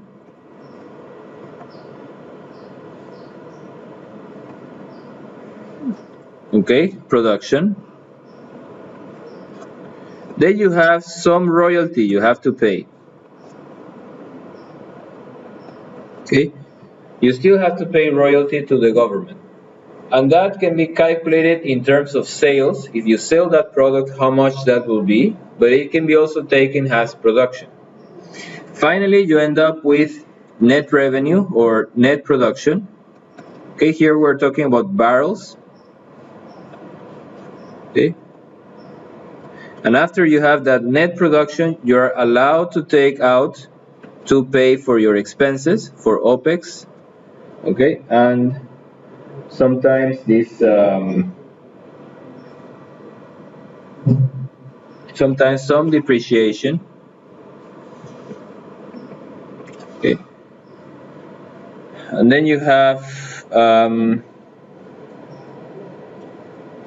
profit production, what is called profit production.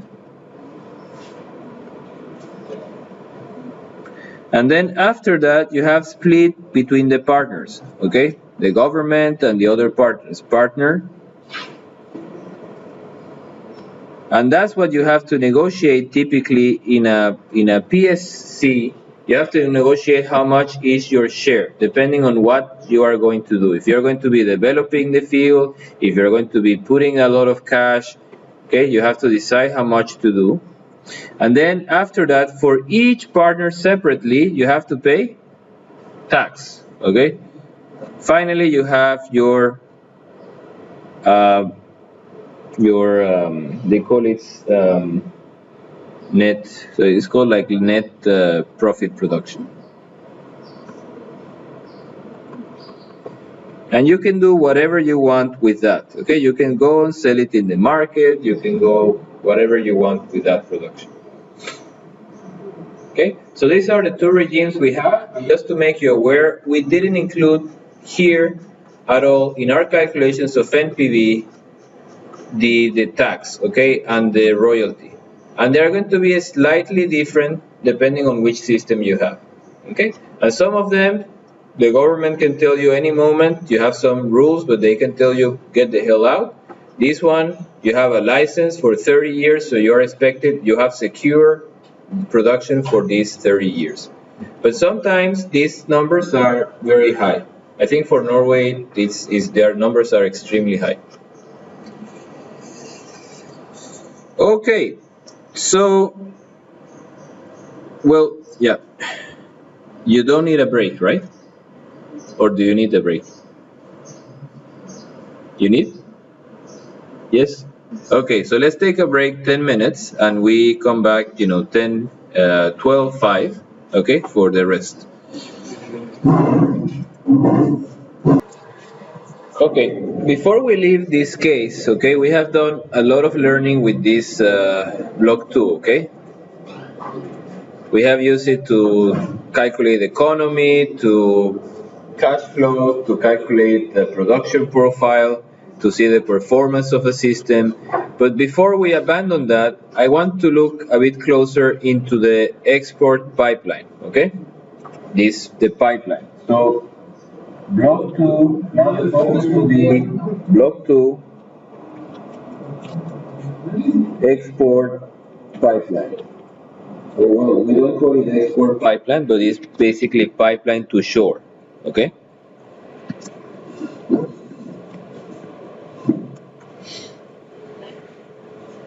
Because usually in these systems, we have to take something into account, something that is called flow assurance, okay? When we are designing our fields, we have to take that into account. Flow assurance refers to ensuring the uninterrupted flow of hydrocarbons to from reservoir to the processing facilities.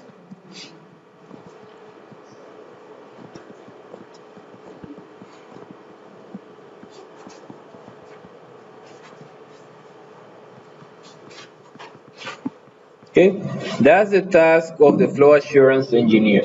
And we are going to see now why that's important for the field design phase. So one of the problems we have within flow assurance, we have a lot of things, okay? But we have hydrates.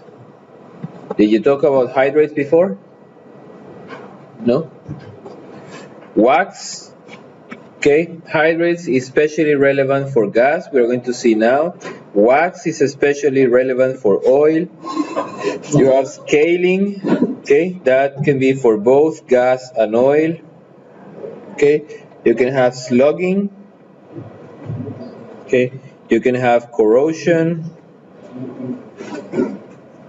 you can have slugging, scaling, corrosion, you can have emulsion, okay, you can have foaming. Okay, and we're going to discuss this a bit later, maybe today if we have time, okay? But I want to focus here, I think there is one more. You have also asphaltenes, asphaltene precipitation,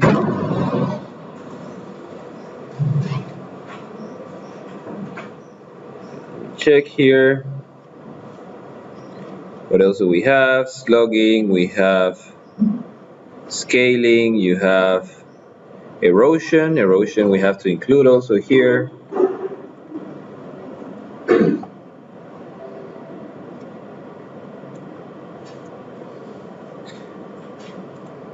Okay, let me maybe show you some pictures of corrosion. You know, due to rust, you lose material from the walls, and that can cause some integrity problems. First, the rust particles can go also downstream and damage some things, but also, you know, it's a problem with integrity. If you have a hole in the pipe, then you have that's wax, okay? You have, if you reduce the temperature of the oil, you start getting some wax particles, solid particles, that can precipitate on the wall, okay? And then they can stick to the wall and they can plug your pipe. That's in systems with oil. Okay, emulsions, when you have, for example, oil and water, and you have violent mixing, flow through the choke, or you have a big pressure drop, they can form like an emulsion, like a mayonnaise, okay? And that flow has a very high viscosity that is difficult to flow. And we have the others are all the way up. Okay, erosion, I mentioned before, erosion can cause damage, especially when you have high velocities. Can be in pipe, can be in vents, but can also be, this is a part of a choke that was eroded completely here. Then you have the scales. That's a big problem, especially when we are producing water and for gas wells. Okay, you have the formation of scales. What happens in the faucet in your homes? It happens inside the pipe and can plug completely. Then you have slugging. Okay, this that they say intermittent flow of gas and liquid. And then you have this hydrate, okay? That's what we are going to discuss now. And I want to put that plot just to show more or less when each one of these problems is happening, okay? In the reservoir, you might have asphaltenes. Asphaltenes are also like heavy particles, like wax, that come out of the oil, okay? But they are solid. They are not they're not like a paste. So they happen in the reservoir. Then on the well you have emulsion, you can have slugging and erosion and corrosion. And then on the pipeline, okay, you have hydrate, wax, and the rest, okay? And process, you also have something like that. Here we're going to discuss about hydrate because we are in a pipeline and we have gas, okay? And we'll see now why hydrate is a problem. Okay, maybe we are going to say a bit more on that later after this discussion. Okay, so what are hydrates? And why should we, be careful with these guys? Okay, they call it natural gas hydrates. Okay, you know, I'm going, yeah, you know that the water molecule, right? You have O and you have H and you have H2O. And the water molecule is very polar, okay? Because it has two electrons, free electrons here, so that makes it very polar. And then you have two plus here, so they tend to stretch out on that side. And that forms, that makes some affinity with some other molecule that is nearby. Okay, you have H and you have H, and there comes another oxygen. Okay, and here you have H. So it tends to form what this called hydrogen bonding. Okay, that the molecules in a way they are distributed in a way that they are not exactly connected, but they are kind of attracted to each other. Okay, so they form this structure. And that's very useful for life, for many different things, but for us in petroleum is a problem.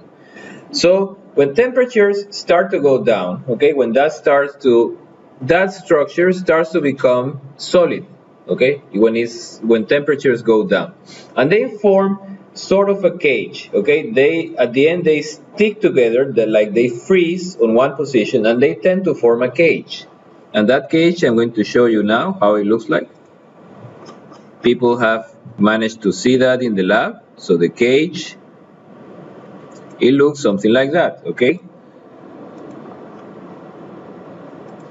When the temperatures go down, so when the temperature goes down, initially the molecules are hitting each other, banging, etc.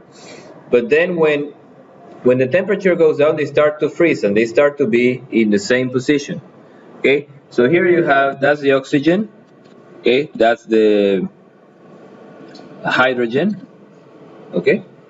And you see they make like a house. They make a structure which is like a house. And the problem is that inside this house, then some molecule that has to be small enough, okay? So a molecule of 9 Armstrongs, okay? An Armstrong is 1 e to the minus 10 meters, okay? Molecules of that size. They see, oh, I have a house now, I have an apartment. And they go inside and they stay inside, okay? And these molecules, they can be small molecules,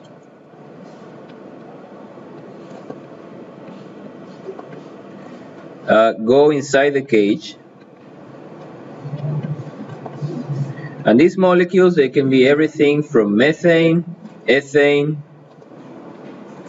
can be sometimes propane. When they are becoming very big, okay, the propane is relatively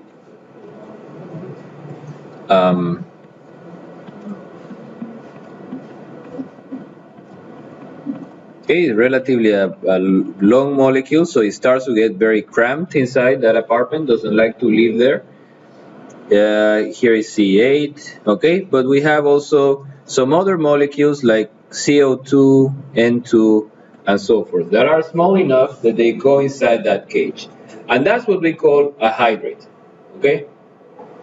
Now, what is that the problem? The problem is because it looks like it's an ice-like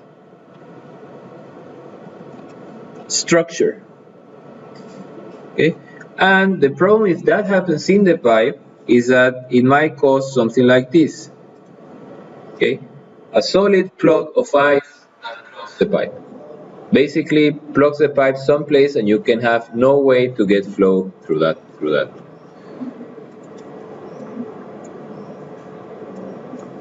Okay?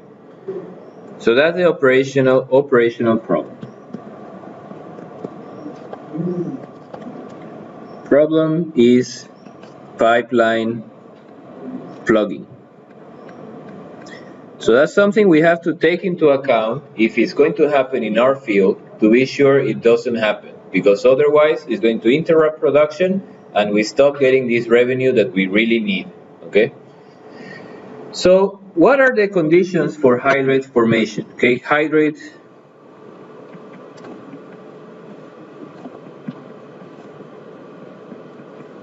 Okay, first you need to have small hydrocarbon molecules. Okay, small hydrocarbon molecules. Okay, that I told you, if you have methane, if you have ethane, okay, and so forth, maybe propane, butane sometimes it's too big. Okay, that's one condition. That means you have to be producing gas. If you have single phase oil, these are very heavy molecules from C6 and above. Okay, the other condition you need to have is that you need to have free water, liquid water on the stream. You need to have free water. That means that water either comes into the wellbore from the formation, maybe from an aquifer, maybe some other place, so from the reservoir, or it can be water that condensed from the gas.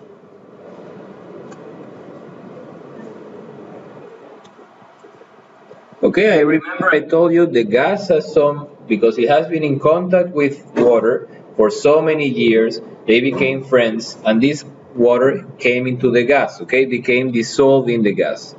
And then the third condition is not only that you have these two, but the third one is that you have some conditions, so you are special conditions of pressure and temperature.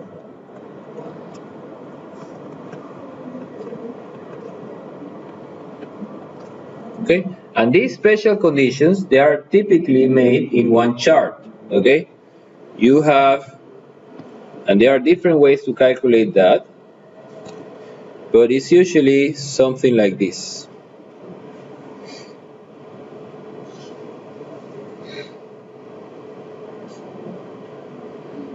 Okay, so everything that is on the right side, okay, that's hydrate free zone.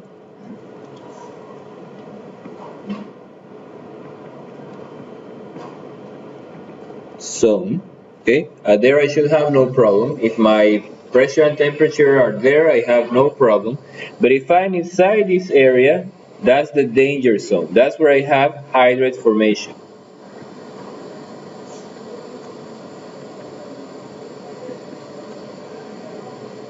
Okay, so just to give you a reference on that point, for example, for 4 degrees Celsius, I think the hydrate pressure is like 10 bar. Let's see, I think I have it on my notes. Okay, 12 bars is for Celsius. It depends a bit on the composition, okay? But if you have 12 bars, okay? The problem is that if you have a higher pressure, like what we are dealing in production system, 100 bars, okay, 80 bars, etc., the temperature will be higher, okay? You're going to have the hydrate formation maybe at 10 degrees, okay, or something like that. So that's why you want to make sure to be operating always to the right side.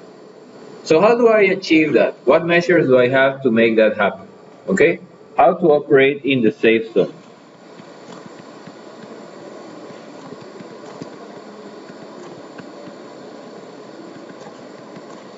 Okay, that's, by the way, that's called a conservative approach. Okay, or they call it conservative hydrate management. Okay, or it's called traditional hydrate management. Okay, people have said that really you don't have to be in the safe zone. Okay, they say, well, you can still operate here, but we have to make sure that these crystals, they don't get together, they don't form the house. Okay, and they have different methods for doing that. We are not going to talk about it, but we are going to say the more traditional strategy that you simply want to stay away from this zone. Okay, so what is one way that we can use? we can simply remember the main problem is that the temperature drops. Okay, we have this long pipeline from, okay, we have here an LNG plant that will be on the shore. Okay, that's the shore. And then we have a long pipeline, and then we have our field with all of these wells here. Okay, I have 3 wells in each. Okay, the main problem is if I make a plot, right? If I make a plot of temperature versus length, okay, of the pipe, along the pipe, initially I'm going to get a temperature that is somehow similar to reservoir temperature. Okay, the temperature here at the wellhead, if reservoir is maybe 90 degrees or 70 degrees, I think it was 70, right? In our case, 70, okay? Maybe wellhead pressure will be 60 or something like that. But when it starts to flow along the pipe, what is the seabed temperature? Anybody of you know? So seabed temperature is,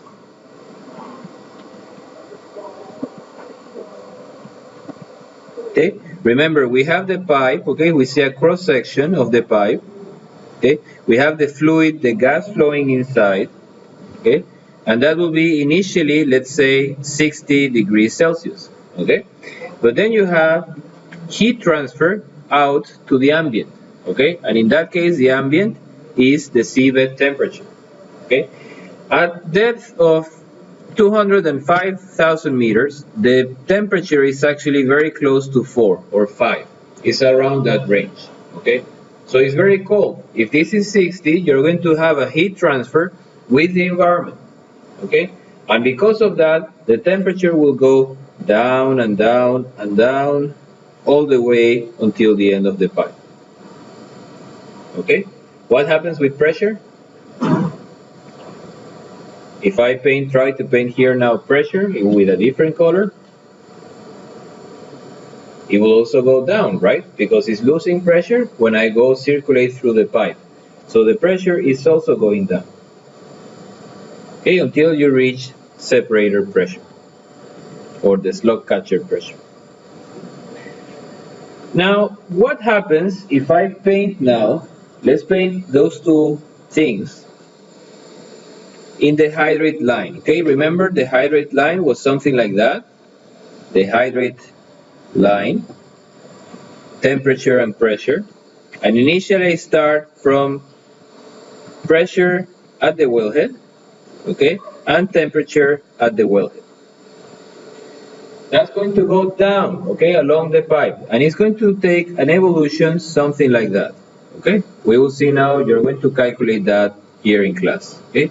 But it's going to go down as you go along the pipe until you reach, okay, separator pressure, separator temperature and separator pressure, okay? What might be the problem? If that crosses the hydrate line, okay? If those points, they come inside the hydrate line, then it means that I will have, at that point in the pipe, I'm going to have a problem, okay? Whenever that line is crossed. So a way to do that, okay? One way can be just to keep, okay? So that's measures, okay? Counteracting measures.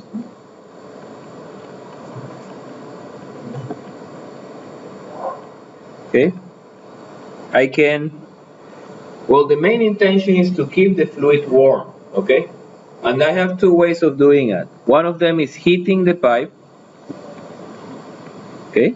I take my pipe, okay, and I wrap a cable around it,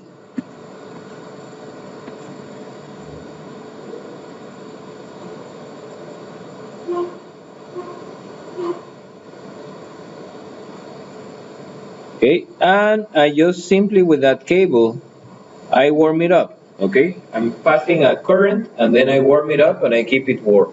So that is called heating pipe or heat tracing. And that's usually effective for short distances. Okay, short distances, we say something below 20 kilometers. Okay, why? Because for higher, it's just too costly. Okay, you need to put that pipe with the cable around it, and then you have to warm up all the pipe. The cost of warming up that pipe will be huge. So that usually is for short, relatively short distances. Then the other choice we have is insulation. Okay, okay, pipe insulation.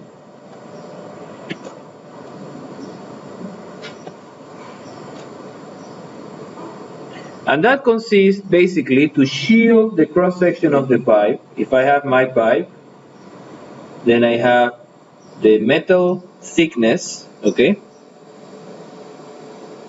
And then what I do, I put some layers in between, okay, to try to slow down heat transfer, so to reduce the transfer rate. So I put one layer of insulation, maybe two, okay?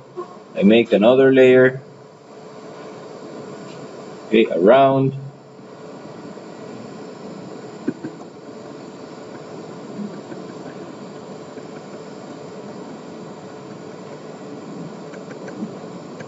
Okay, and then I put maybe some protective coat, okay, just to make sure that if that pipe hits something, if it gets hit by something, it's not going to break, okay, the insulation is not going to break.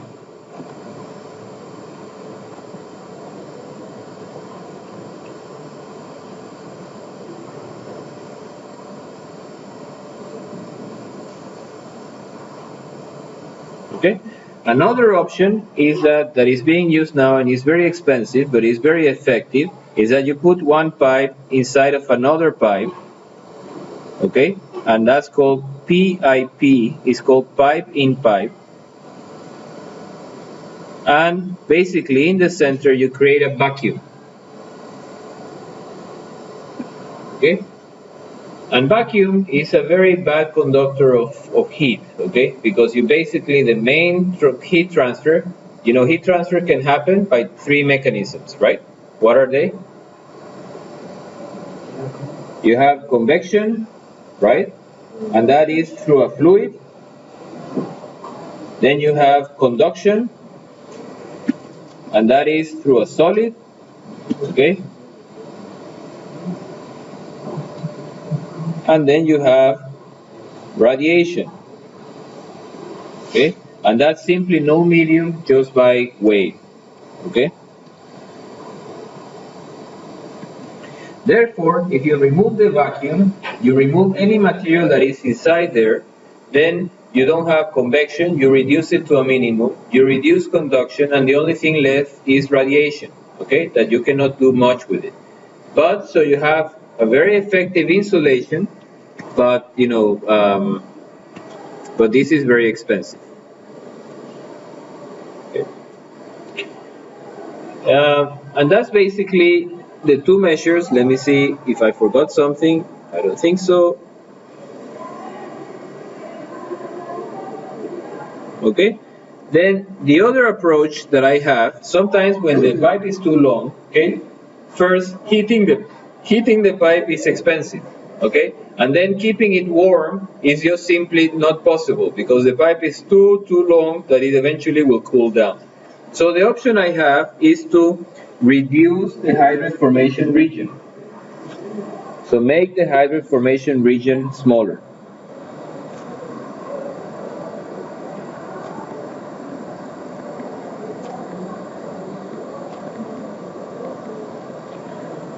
Okay? And the way I do that is I add up something that is called a hydrate inhibitor. Okay? I add also another molecule. You remember the water molecule looks something like that. Okay? So I add another molecule. In this case, there is one called methanol. Okay, I have 3H and then I have an OH. Okay, oxygen is always there causing trouble. But these guys, they tend to be separated. This O is, has these two charges, okay, and it tends to split from that, and that tends to be positive. So this tends to be very like a pole, okay, positive and negative. This part will be negative, this part will be positive. And they tend to interfere, so they tend to have affinity with the molecule of the water, okay, impeding that two water molecules will come together. They get in the way. And because of that, the hydrate formation line, okay, if this was the original with no inhibitor, okay, now with inhibitor, it looks something like that. With inhibitor. Okay, I have to inject something in the pipe such that it impedes that these water molecules get together, and now for them to get together, the temperature has to be reduced considerably. Okay, and therefore, if before your pipe pressure and temperature go like that, now before you had hydrates, and now you won't have any hydrates. Okay, so some hydrate inhibitors, they are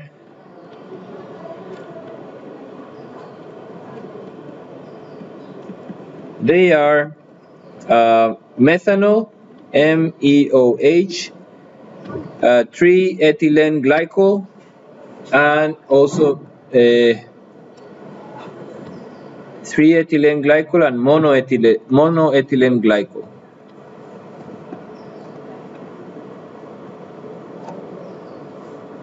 Okay, 3-ethylene glycol, and that's methanol. And these are molecules very polar that they have that effect. They impede that the water will freeze and form the cage. Okay. So typical concentrations are, so weight on weight. Okay. If you say the mass of the inhibitor, okay, divided by the mass of the water plus the mass of the inhibitor. Okay, that number is something between maybe 60% and all the way to maybe 10%. Okay, that means that you have to add at least the same amount of inhibitor that what you have water, okay, to be able to inhibit in a good way. More or less clear? So now let's make an exercise that you have in your, so let's see, class exercise is going to be B2 pipeline data, okay? So this is a pre-design someone made for the pipeline of block 2.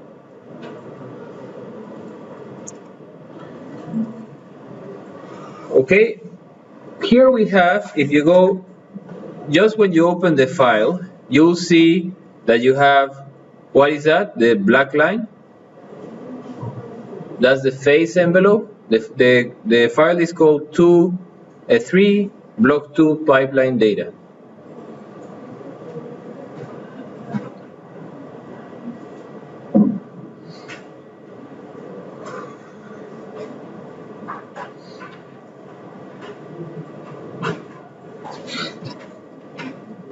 Okay, so I get that curve, and let me just copy that to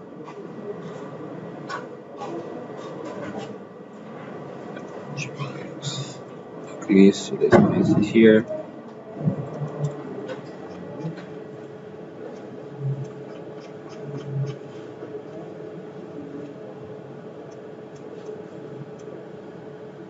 Okay, you should have something like that, and you see here so that's the dew point line. We have a gas, okay, and our pressure and temperature at the reservoir will be someplace here. Initially it's very dry, and then I start to go inside the envelope. Okay, so there I start to get two phase. Now you see here you have the original hydrate line with no inhibitor, is this guy here. Then you add 50% weight percent. Then you see it's getting reduced the area. Then you add 35, and then you add at the end 50. Okay, so the area is being reduced and reduced and reduced. So what we are going to do now, we have the conditions of the pipe, and we are going to simulate the pipe.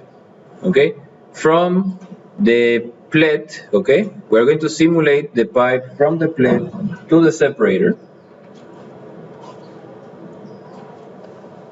Plate, pipeline entry terminal, all the way to the separator. That, remember, is not a separator, but is a slug catcher.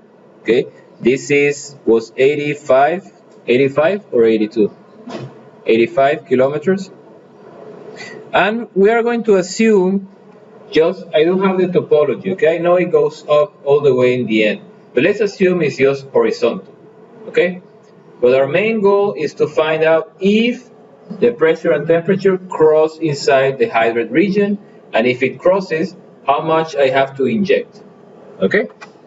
So you see the data. If you go to the Excel file, you see in fluid properties, you have the composition, okay? That's what we are going to use now. And we have that we produce gas, condensate, oil, and that we produce water, okay? 69 standard cubic meter per day. Okay, so those are the rates that the field is producing. It's not 18, but it's 20 million. And if you go to pipe properties, you will see the inner diameter of the pipe, outer diameter of the pipe, the free convection. In this case, we have no insulation, and the seabed temperature. Okay, we're going to control everything with this inhibitor.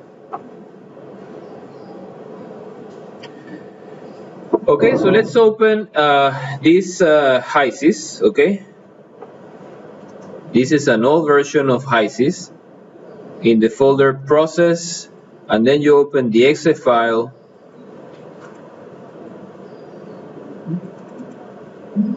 The exe file, okay, you should get a window like that.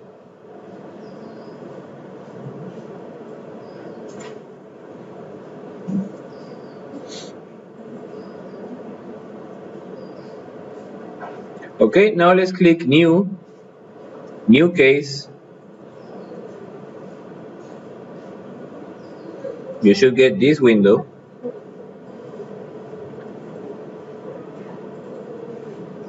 Okay, and first I have to add, it's like a container, okay, with which components I want to include in my simulation.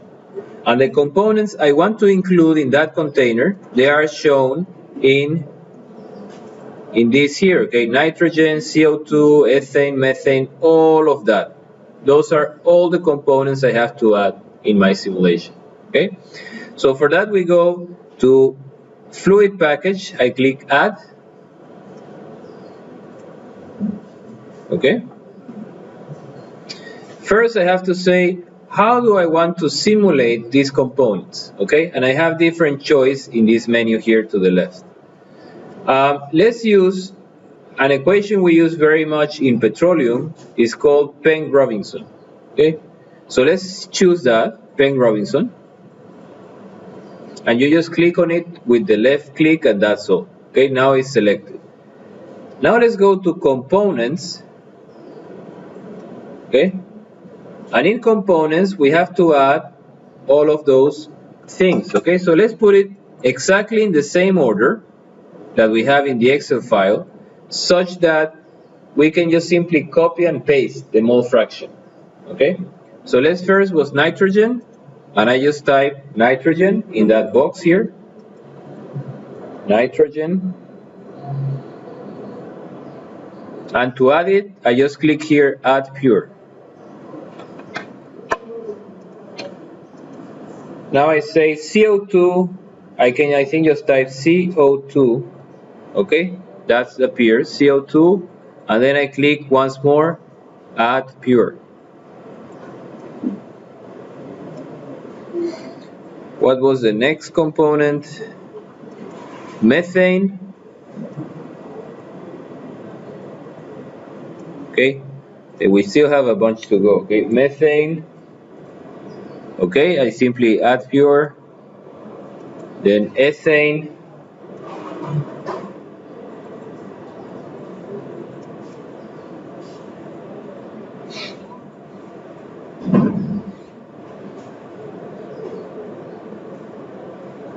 now goes propane,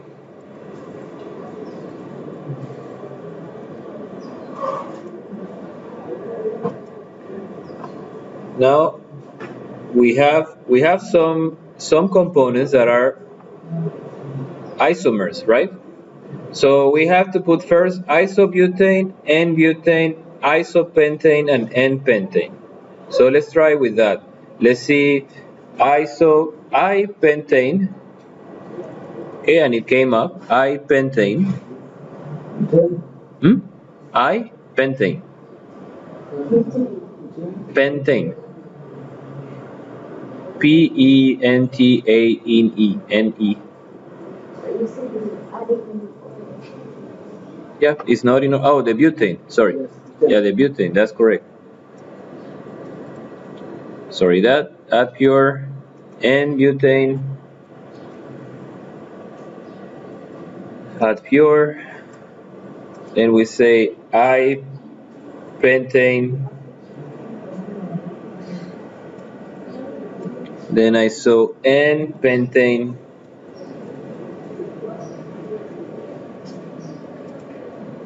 then goes hexane. I think if you put simply N hexane, N hexane, N heptane, N octane. We are just arriving to the end, N nonane, and then finally we have N decane, and the last one is simply water, which is H2O.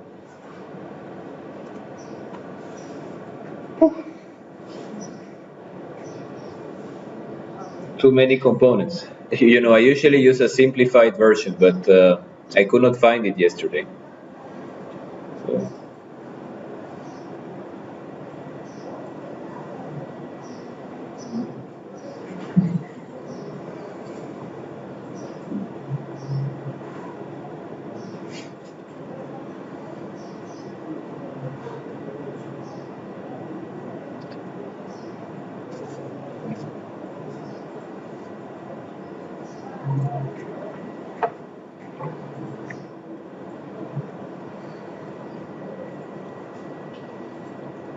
Okay, you should have the list like mine on the left.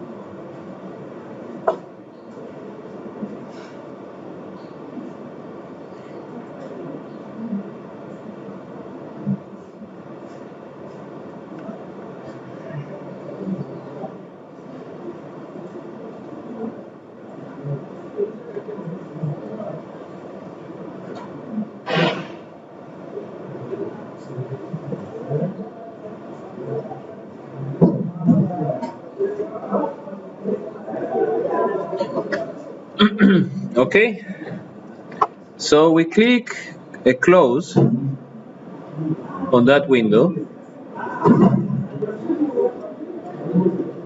and now we say we want to enter the simulation environment. Okay, you see here you should have a fluid package that has a container with the components you have, 15, and I think that's what we have. Let's check. But we have 1, 2, 15, that's correct, and using the equation of state Penck-Robinson. Okay, so now I enter the simulation environment. I think one thing we have to make is to save. Okay, so let's save it,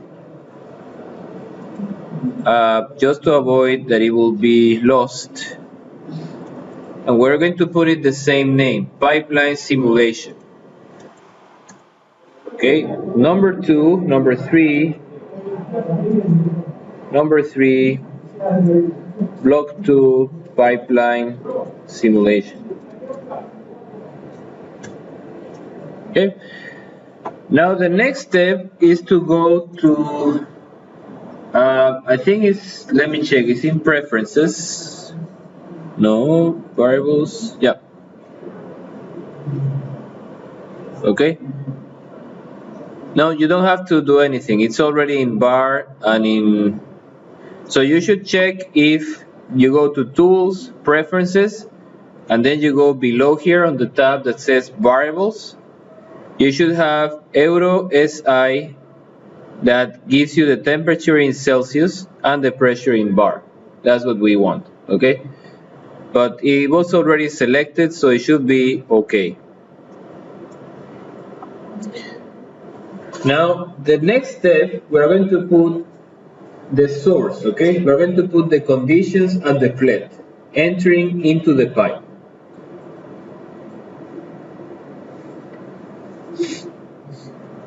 For that, we go to this menu, small menu on the right, and we are going to add like a container, okay, that contains the conditions. We click there once to activate the material stream, which is that container. Then I go back to the canvas. You see the mouse now has a plus. That means everywhere I click, if I click, I'm going to place an element, a material stream. So I click on the left, okay, and it put an arrow. I think it has the number, the name 1, okay, 1.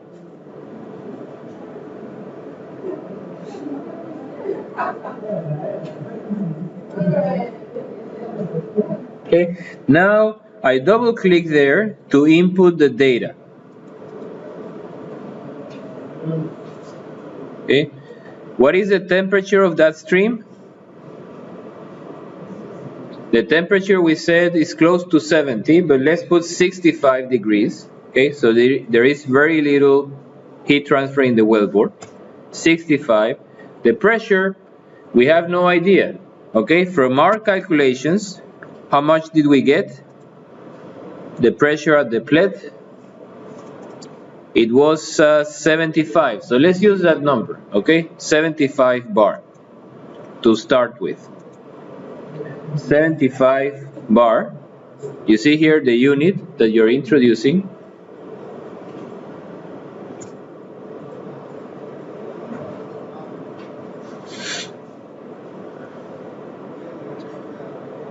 Now we have to introduce how much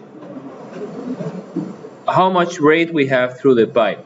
This program was made by chemical and mechanical engineers, not by petroleum. So they don't have here any of the strange units like standard, cubic meter, whatever. So we have to find, I suggest we use the mass flow in kilogram per hour. So let's go back here.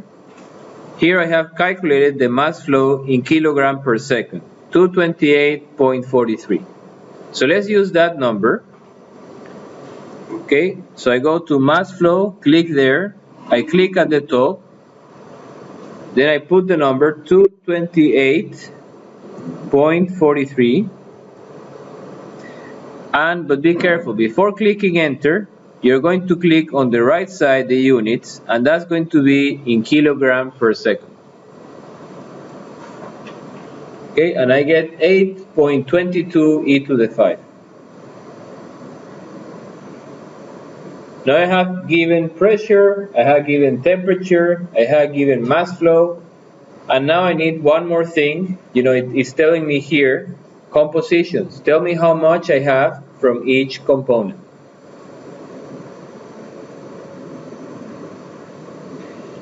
For the compositions, we have to go the menu on the left that says composition. Click there. And you see here, I have to introduce all the mole fractions of every component. So I suggest clicking here, Edit, at the bottom. Okay, you get this window. And then let's see if it works. Let's cross our fingers. We don't want to put all of these numbers manually. Okay, so we go back to Excel. This mole fraction column, we copy it, we select it first, Ctrl+C, go back to HYSYS, and press Ctrl+V, and it works, luckily for us.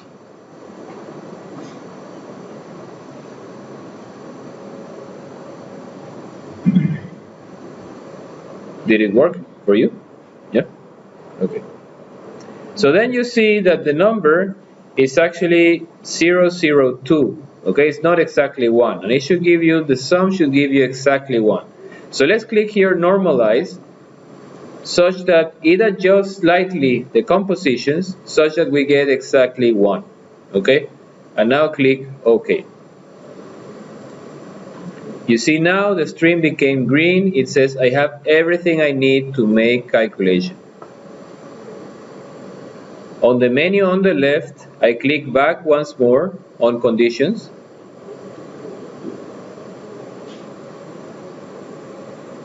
And something very interesting to notice is that at the wellhead, you see that you have you see the vapor mass fraction. The vapor mass fraction, that's the vapor mass fraction. Okay, that is the vapor mole fraction. Okay, that is equal to moles of vapor, okay, divided by the total moles. And it tells you actually that not everything is 100% vapor. You have some liquid, you have some condensate there. Okay? The phase envelope, I have already extracted it for you. So the phase envelope is this one here. Okay? But if you want to take it yourself, you don't trust me, or you want to get it for a different mixture, okay? You go here to attachments, the tab at the bottom. Then you go to, on the menu on the left, to utilities. Okay, and then you click create. Okay, in create you get different options. You see, even you have hydrate formation. Okay, but you go and click the envelope. Okay, you get this window. So if you click performance, you get exactly the same that I was showing before. Okay, you get the same flow envelope.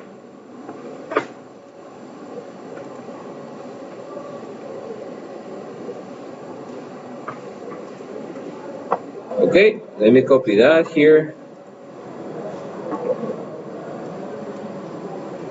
Okay, I close that. I don't want to see, I already have the envelope.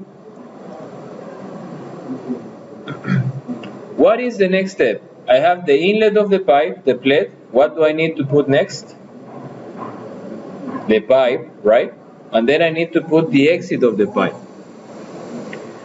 So let's do it the other way. Select the material stream, put one that will be at the end of the pipe. Okay, number 2. Then through the pipe you have some heat losses. Okay, you have some energy coming out. So click on the energy stream and put it just in the center. Okay, because the pipe is going to release some heat, okay, to the environment. And finally, you put the pipe, and the pipe is this guy that says pipe segment. Click on it and place it. Okay, it's actually bigger, so we have to make space to make it, put it in the center. Okay, so I have added a material stream, an energy stream, and a pipe.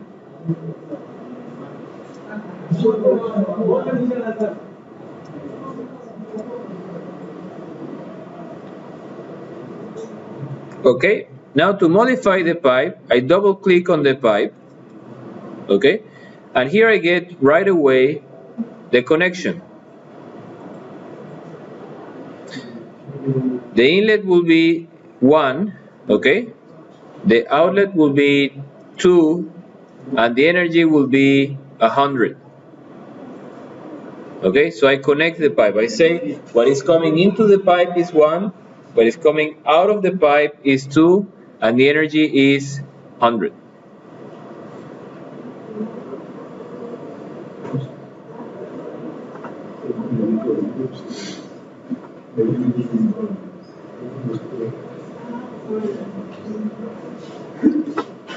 Okay, now I have to define the conditions of this pipe, the diameter, the length, all the things. So I think here I'm not exactly sure, maybe parameters? No, I think it's in rating. Okay, and in rating, in sizing, I add a segment. Okay, the segment will be pipe, the length will be how many kilometers? 85. Okay, so I put here 85 kilometers. I don't have kilometers, so I have to put 85,000. Okay, elevation change, we're assuming horizontal, no change. Outer diameter, we have it in our sheet here before. This one I can close. Okay, it was here. This one we can also close. Okay, the pipe size is here. Inner diameter, what diameter are they asking? Outer. So outer is this one. I just copy and paste here. Inner diameter is this one. Okay, it's going to be a steel pipe, that's correct. Okay, mild steel. And now increments, that's how I'm going to split the pipe. Okay, to make these calculations, HYSYS, what it does, it divides the pipe in segments. Okay, divides in segments. How many segments are you going to use? Because the pressure and temperature are changing in the pipe, therefore density, viscosity, everything is changing in the pipe. So you divide in places where you can assume that you have constant properties. Okay, so how many increments do we use? What if we use increments of 1 kilometer? Okay, so let's say we want 1,000. How many increments? 85, right? 85.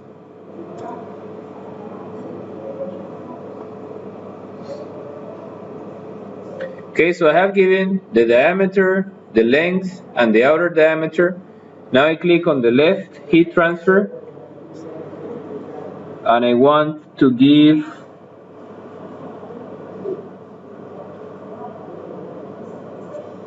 overall heat transfer coefficient. Okay, let's see what value do we have. That's the heat transfer coefficient we have on the outside of the pipe, the convection coefficient. Here was 200. Okay, but be careful with the units, watts per square meter Kelvin. So we have to select that unit.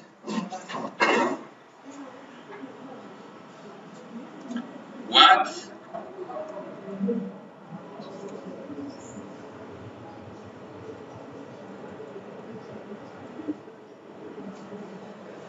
Okay.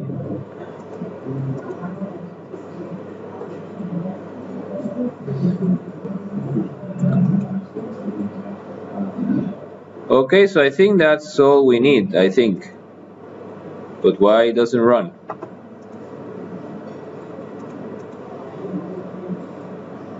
What else do we need?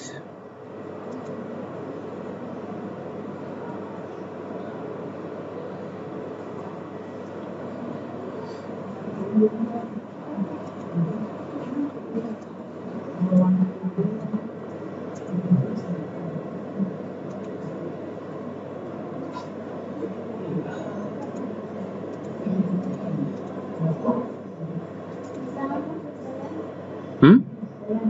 85,000?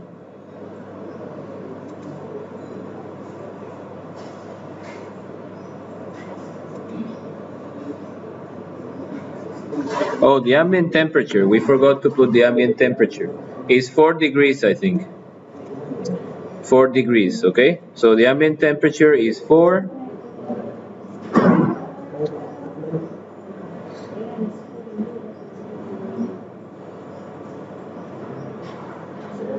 Okay, when you do it, you should get, if you change the temperature, you should get that it started to calculate, but then it gave you this message, okay?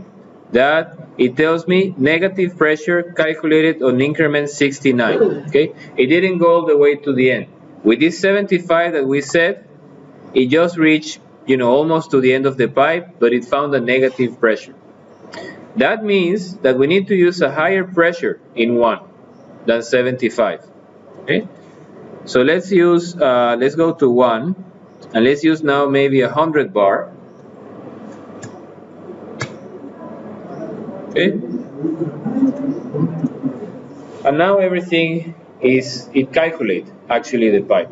Okay, so why was the pressure drop different? In Excel we calculated that 75 was enough. Okay, here it looks like we need more. Okay, why is that?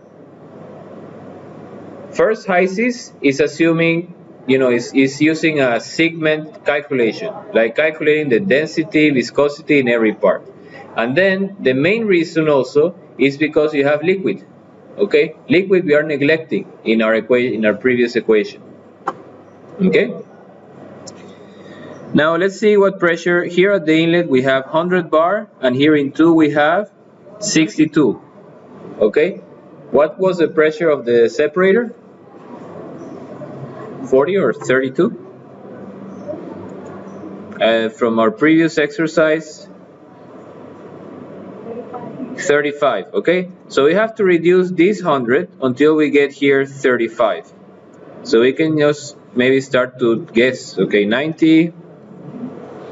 How much do we have here now? 40. Okay, we became very close. Now let's try with maybe 87. Now we have 31. Okay, too low. 88. Now we have 34.7. Okay, 35 bar. Okay, that means Excel gave me what pressure drop? 40 bar pressure drop across the pipe, and this one is giving me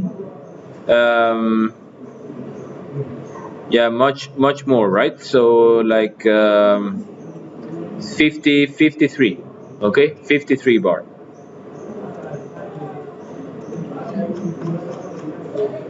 So then pipeline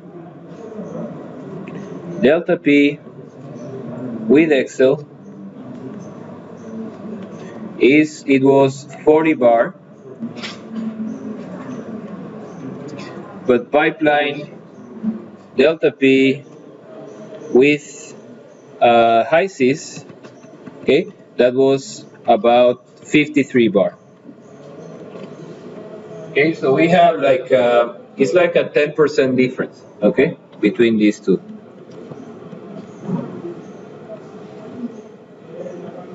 Okay, and the reason is high cis is considering variation of density and viscosity along the pipe. And also another reason, more important, is that a high cis is considering the liquid.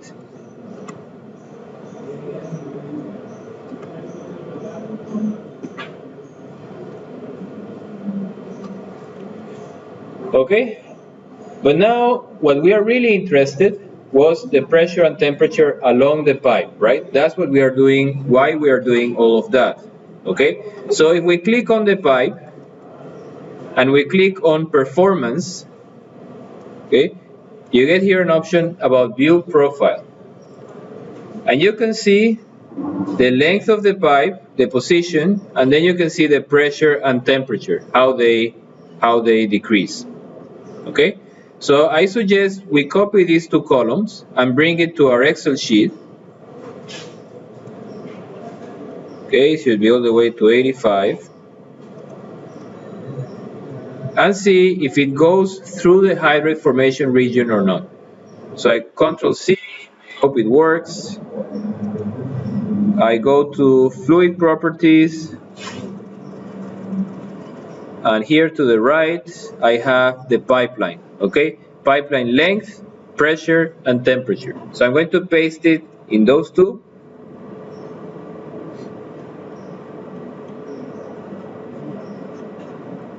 And I'm going to paste also the length of the pipe.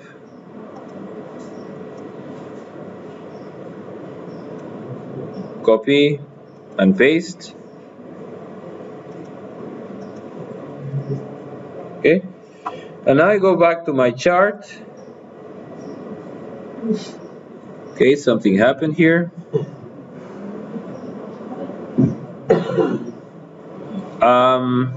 Yeah, it should, here is taking too long. Okay, here is taking until the pressure and temperature, they exist only until 109. Okay, so let's make that change on the plot.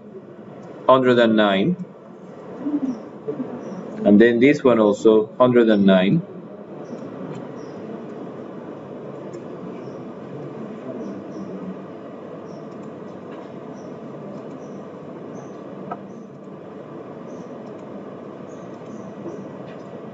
Okay, doesn't change much.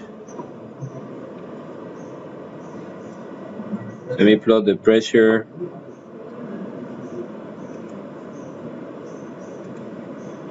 So I want to see temperature.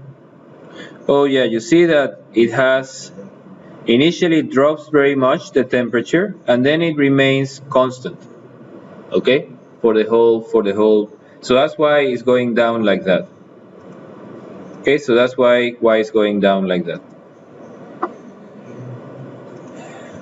Okay, so that's what we got. So what are the conclusions from this study? Okay, what was the whole purpose to model the pipe?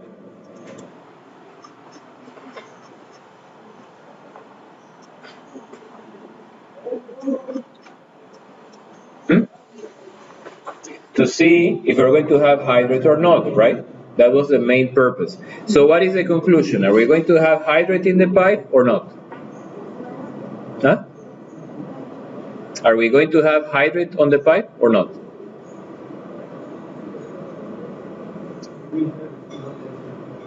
We are going to have, because we are crossing the hydrate line, okay? We're coming inside the hydrate region, exactly at this point. Let's see where that temperature happens. Here we have 10. Here we have, how much is that? That's like 35, right? So that will be around maybe 17, okay, or 20, okay? So when the temperature, let's go back to our data, okay? When the temperature is 17, let's look for that on the pipe, okay, someplace between these two.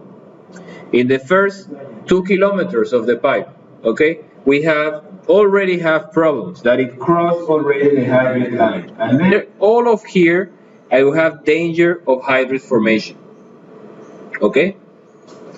So how can I avoid that problem? What is the solution?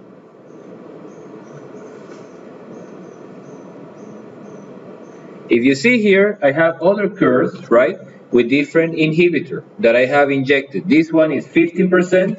Is that enough? If I inject 15% inhibitor? No, right? I still, would cross it. Now, if I inject 35%, that's enough, okay? I'm away the pipeline, no matter how cold it gets, it's going to be safe. Okay, so the conclusion of this study is I need to inject 35% in weight of inhibitor into the pipeline. Okay, and the inhibitor is in this case methanol. Okay, to avoid hydrate formation, to have a safe operation of the field. So let's calculate how much is that. Okay, we have, remember I told you this 35% was the rate of the inhibitor, the mass flow of the inhibitor, divided by the mass flow of the inhibitor plus the mass flow of the water. Okay? So let's see how much is that. How much is the mass flow of the water? We have it here on the Excel file. We have 69, but that's the standard conditions, okay? So we need the mass flow of the water. So let's say water mass flow. That will be in kilogram per second. And that will be the rate of water at standard conditions times the density of water at standard conditions. And that's going to give me kilograms per day, right? Because I'm multiplying, when I multiply these two, mass flow of water, I have Q of water at standard conditions, density of water at standard conditions. So that was 69 times 854 So let's see the units, okay? We are looking what happens with the units. Here is standard per day, and this is kilogram per cubic meter. This one goes to this one, and then you end up with having kilogram per day. And I want to have it in kilogram. Well, kilogram per day might be okay. Okay, so we find that number. We need to inject 59 tons of, no, we have 59 tons of water every day, produced every day. So how much inhibitor do we have to inject? So I have to use this equation, right?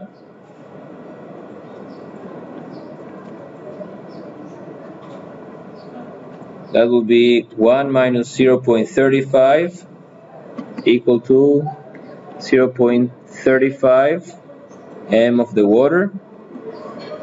And therefore, the mass of the inhibitor is 0.35 divided by 1 minus 0.35 times m of the water. Okay, therefore, mass of the inhibitor is, this was 59,000, okay, around kilograms per day, times that number. How much is that?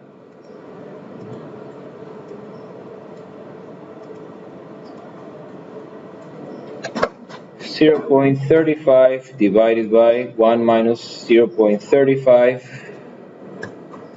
okay, 0.53 times 59,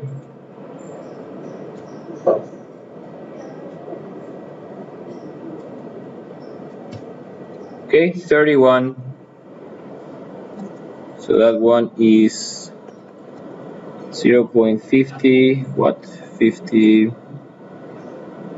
54, and that will be 35,000 kilogram per day. Okay. So I have found with this procedure how much inhibitor I have to inject, how much methanol in my field every day. Okay, around 35,000 continuously I have to inject. If I don't have any methanol, usually I can recover, okay, with the water. In the separator, okay, I typically have water at the bottom.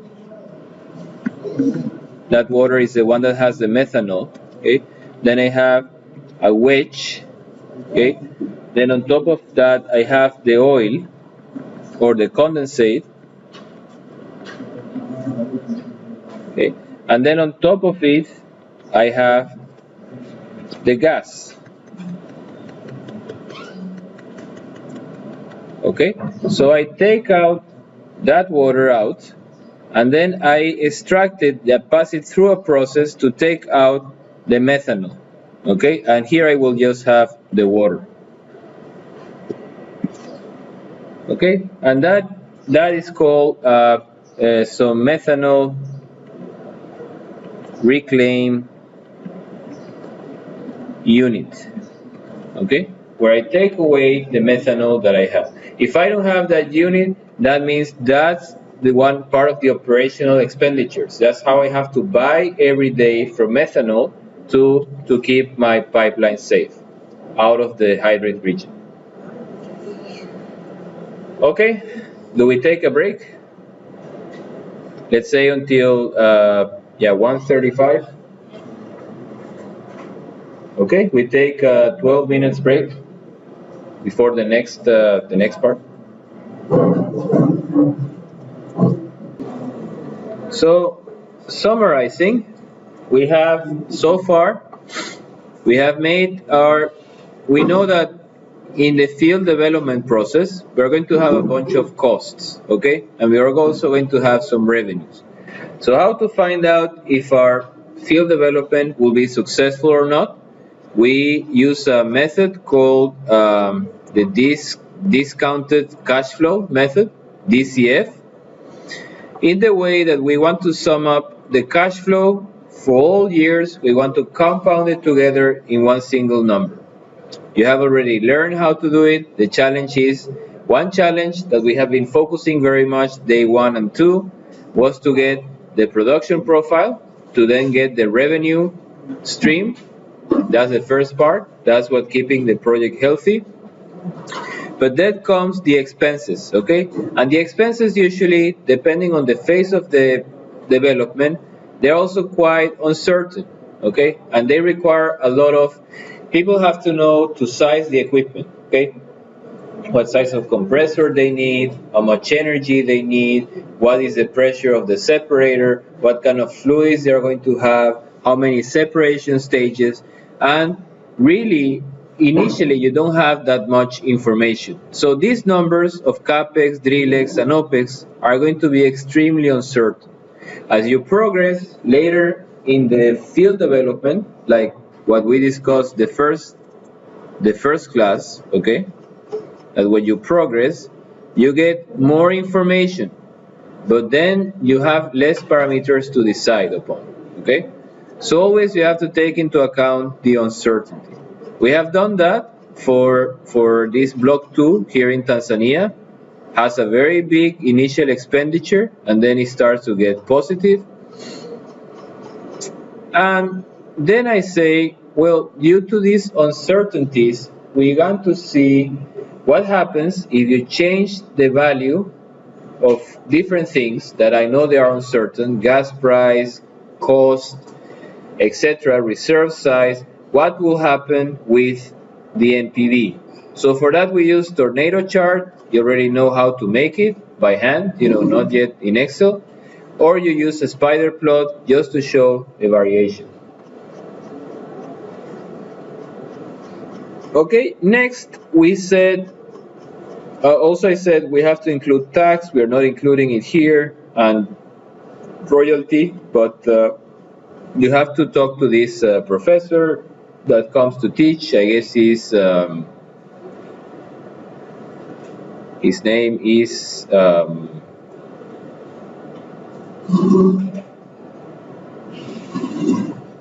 forgot the name. Yeah, don't tell him that I forgot his name. So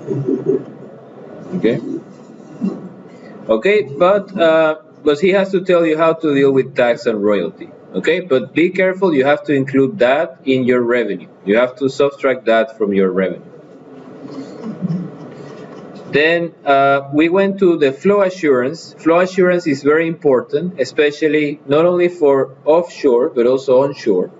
There are a few problems that you have, and especially happens in the flow lines, okay, flow line and pipeline to the processing facilities. If there is a problem, they're going to get blocked, or something will happen that will interrupt production. So the flow assurance engineer has to ensure an uninterrupted production of hydrocarbons. Then we went into one particular problem for gas that is called hydrate. Okay, hydrate, you have this cage, and then these hydrocarbons, small molecules around 9 angstrom, they get trapped and they form ice, and this ice is a problem. Okay, then we say how to avoid it. You have these conditions you have to remember. Okay, maybe it will come up in the exam, I don't know.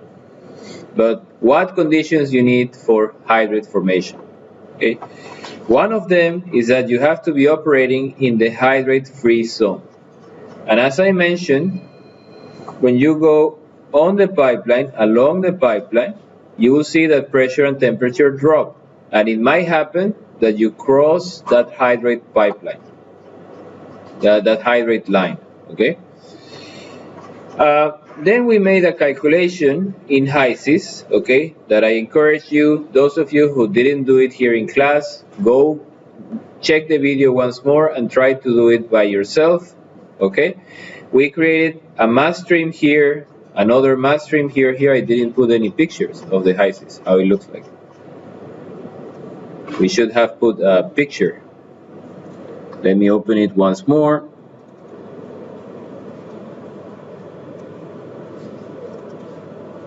Okay, that's how it looks like, very simple. 2 material stream, 1 energy stream, and 1 pipe.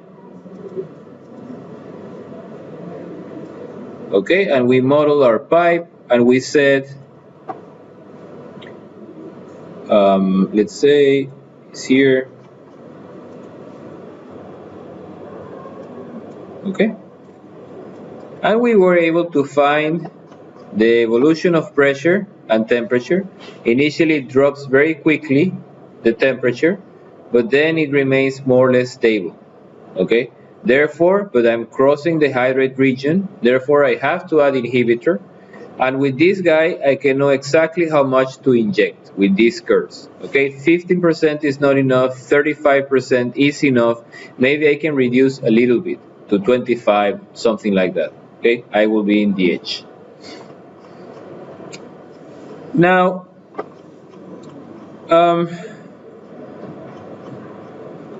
yeah, and then you have to be careful if that inhibitor I'm going to throw away, don't recover it. I have to buy 35 tons of inhibitor every day. That means that someone has to make sure that that inhibitor is in place. They cannot, okay? If they forget to add inhibitor one day, then the pipe is going to get plugged and a big hassle. Okay, 80 kilometers from shore, 2 kilometers deep is not something that you can fix easily.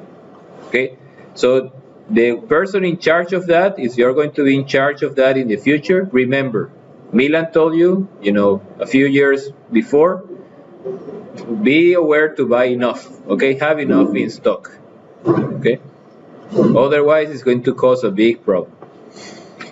Some cases or many cases, what you do is you have a methanol reclaim unit or a MEG reclaim unit.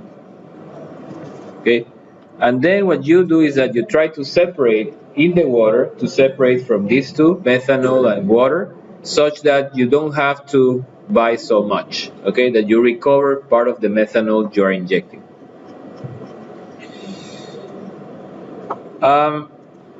Yeah, one thing I wanted to make a comment about our solution, and I want is something interesting. You remember what was the seabed temperature that we used? 4, right? Now see something interesting here. See the pressure, the temperature. You see you have 4, that's fine, but then you see it goes to 3. So it goes actually below the ambient temperature. Why do you think that happens?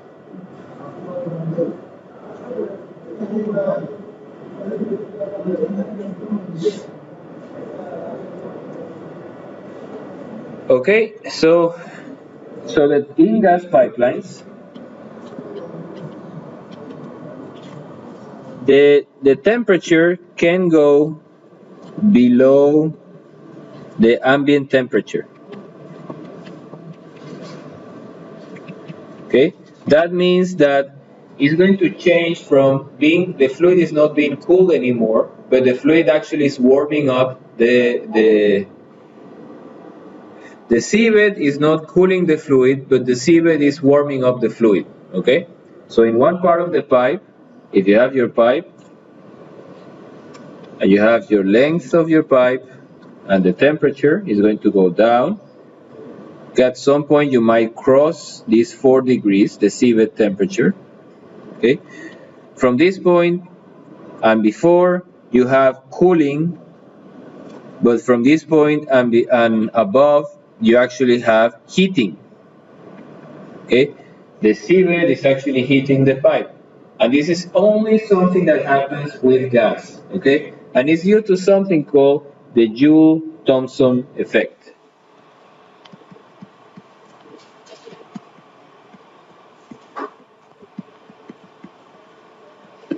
Okay, the Joule-Thomson effect says it's basically the dH over dx, right? So it's the enthalpy, that's the enthalpy of the fluid, has basically 2 components. One of them is the difference of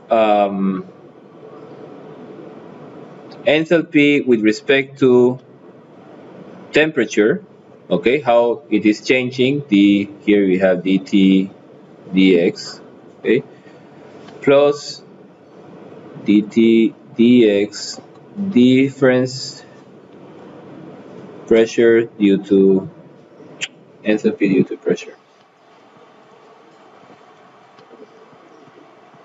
Okay? It's like you can add up the contribution of the change of the enthalpy, how the enthalpy is changing. Remember I think that was refreshed by Golan, okay? If you have a fluid 1, and then you have a box where you have heat exchange, okay? Then you have a fluid 2, okay? Then he said the mass flow times H2 minus H1 gives you the Q, right? Okay, is basically the enthalpy. The enthalpy change gives you how much heat was exchanged. Okay, so I'm saying the enthalpy, the change comes in two components, one due to the variation in temperature and one due to the variation in pressure. Usually for liquids or gas that have a lot of liquid, this guy on the right is more relevant. Okay, in liquids and in some mixtures of gas with lots of liquid. However, for gases, this guy is extremely high, is extremely relevant. Okay, if you lower the pressure of a gas, okay, then it will cause cooling, and that's what is called the Joule-Thomson effect. So in the pipeline, as you have a decrease of pressure along the pipeline, that's helping to cool the fluid, and that's why you can go below the ambient temperature. Okay, be careful, that only happens with gas or with things that have a lot of gas.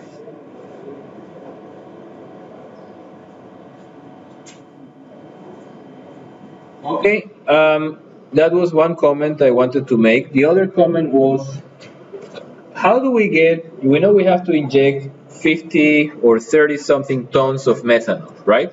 How do we take it to our field?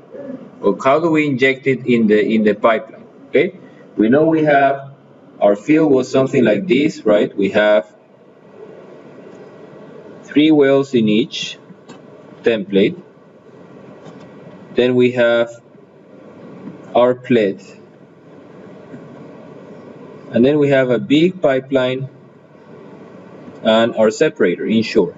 Okay? So the question is, how do I get exactly here the methanol I need? Okay? Actually, I might also have problems here, okay, in this pipe. If I, not in normal operation, but if I let it cool down, let's say stop production, and here I have water and gas, okay, it's going to form hydrate. So I prefer to inject really here on the well. So how do I manage that? I use this famous umbilical I told you before. I put an umbilical, okay, which is a pipe. We're going to see a picture now. We have a pipe that we send together with the main pipe all the way here, okay? Then we have something that we call a subsea. We're going to see now a better picture. Subsea distribution unit.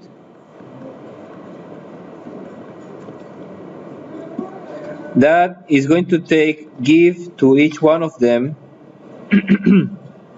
the chemical, and then from there it's going to go to each well. Okay, but you put another pipe on top of the existing pipe. Let's see how this umbilical looks like. Here there is a nice figure. Okay, the umbilical has other things, not only methanol, has the power cable, has communication, has hydraulic line. Remember, we operate and close valves with hydraulic lines. Okay, so it looks something like this. Okay, and the cross section, let's take the picture. So let's say here chemicals, or in this case hydrate inhibitors,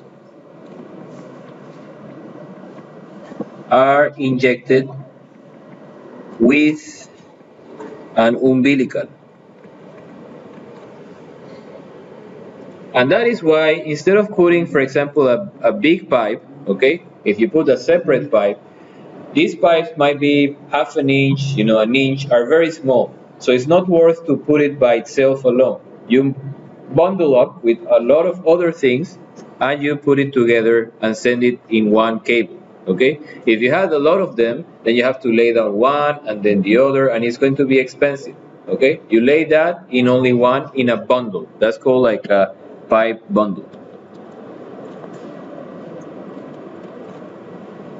Okay, so for example, here you have, that's a power cable, power. This is a communications cable. Okay, something to get a signal. Maybe you have a gauge, a pressure transducer, you have something, a position transducer. This guy here, I think that's the hydraulic line. Okay, remember that the valves, like chokes and everything, okay, all valves, they need to go up and down. Okay, and these valves, they have an actuator. Okay, we have like a cylinder, okay, where I put pressure on one side to close it, and I put pressure on the other side to open it. Okay, so I need hydraulic fluid to push the choke up and down and all the other valves up and down. And then I have one more line, or a collection of lines, that these are for chemical injection. Okay, and in these chemicals I have the hydrate inhibitor.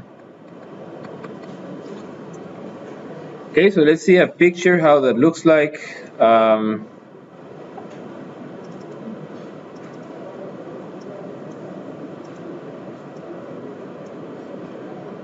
Okay. Okay, so that's the subsea distribution unit. And this is the umbilical that I have here. That's the umbilical that is bringing all of those things inside in one pipe. Then it goes to this module or this template, okay, where I distribute, and it will go to each, either to a template or to another well. Okay, it's trying to split inside everything and then send it to each well. Okay, I think I have a figure. Actually, we had one of them. Let's see, distribution unit. That one was actually very close to our department. Okay, that's how it looks like. So the umbilical is coming here on the left, and then you see it's coming distributed for the wells on the right. Okay, and you see it was actually retrieved from an oil field in the North Sea. And you see it has SDU, subsea distribution unit.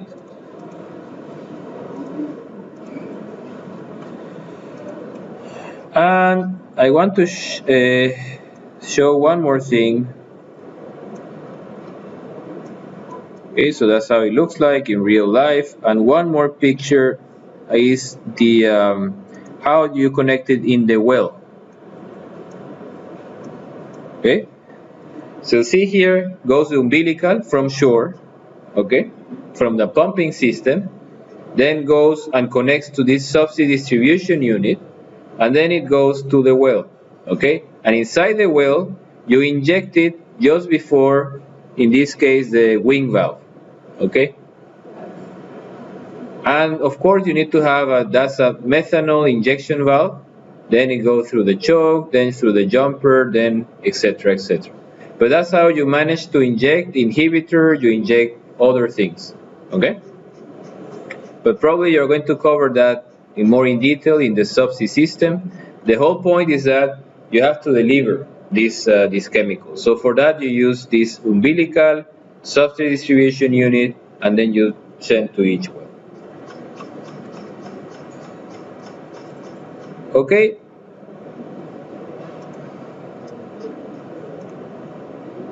Now, I had another topic prepared for today, that is networks. Okay, so far we have assumed that all wells are identical, but you know, it's already time, so I suggest we keep it for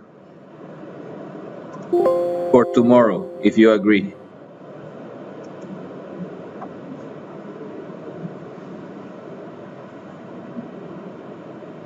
Okay, networks, I even had planned a class exercise, but I think it's not so complicated, but it will take me a few, like maybe 15 minutes, half an hour.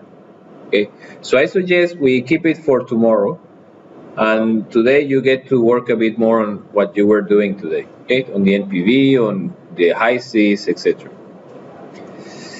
Okay, so that's all I had for today. Thank you for coming, and see you tomorrow at 9, same time.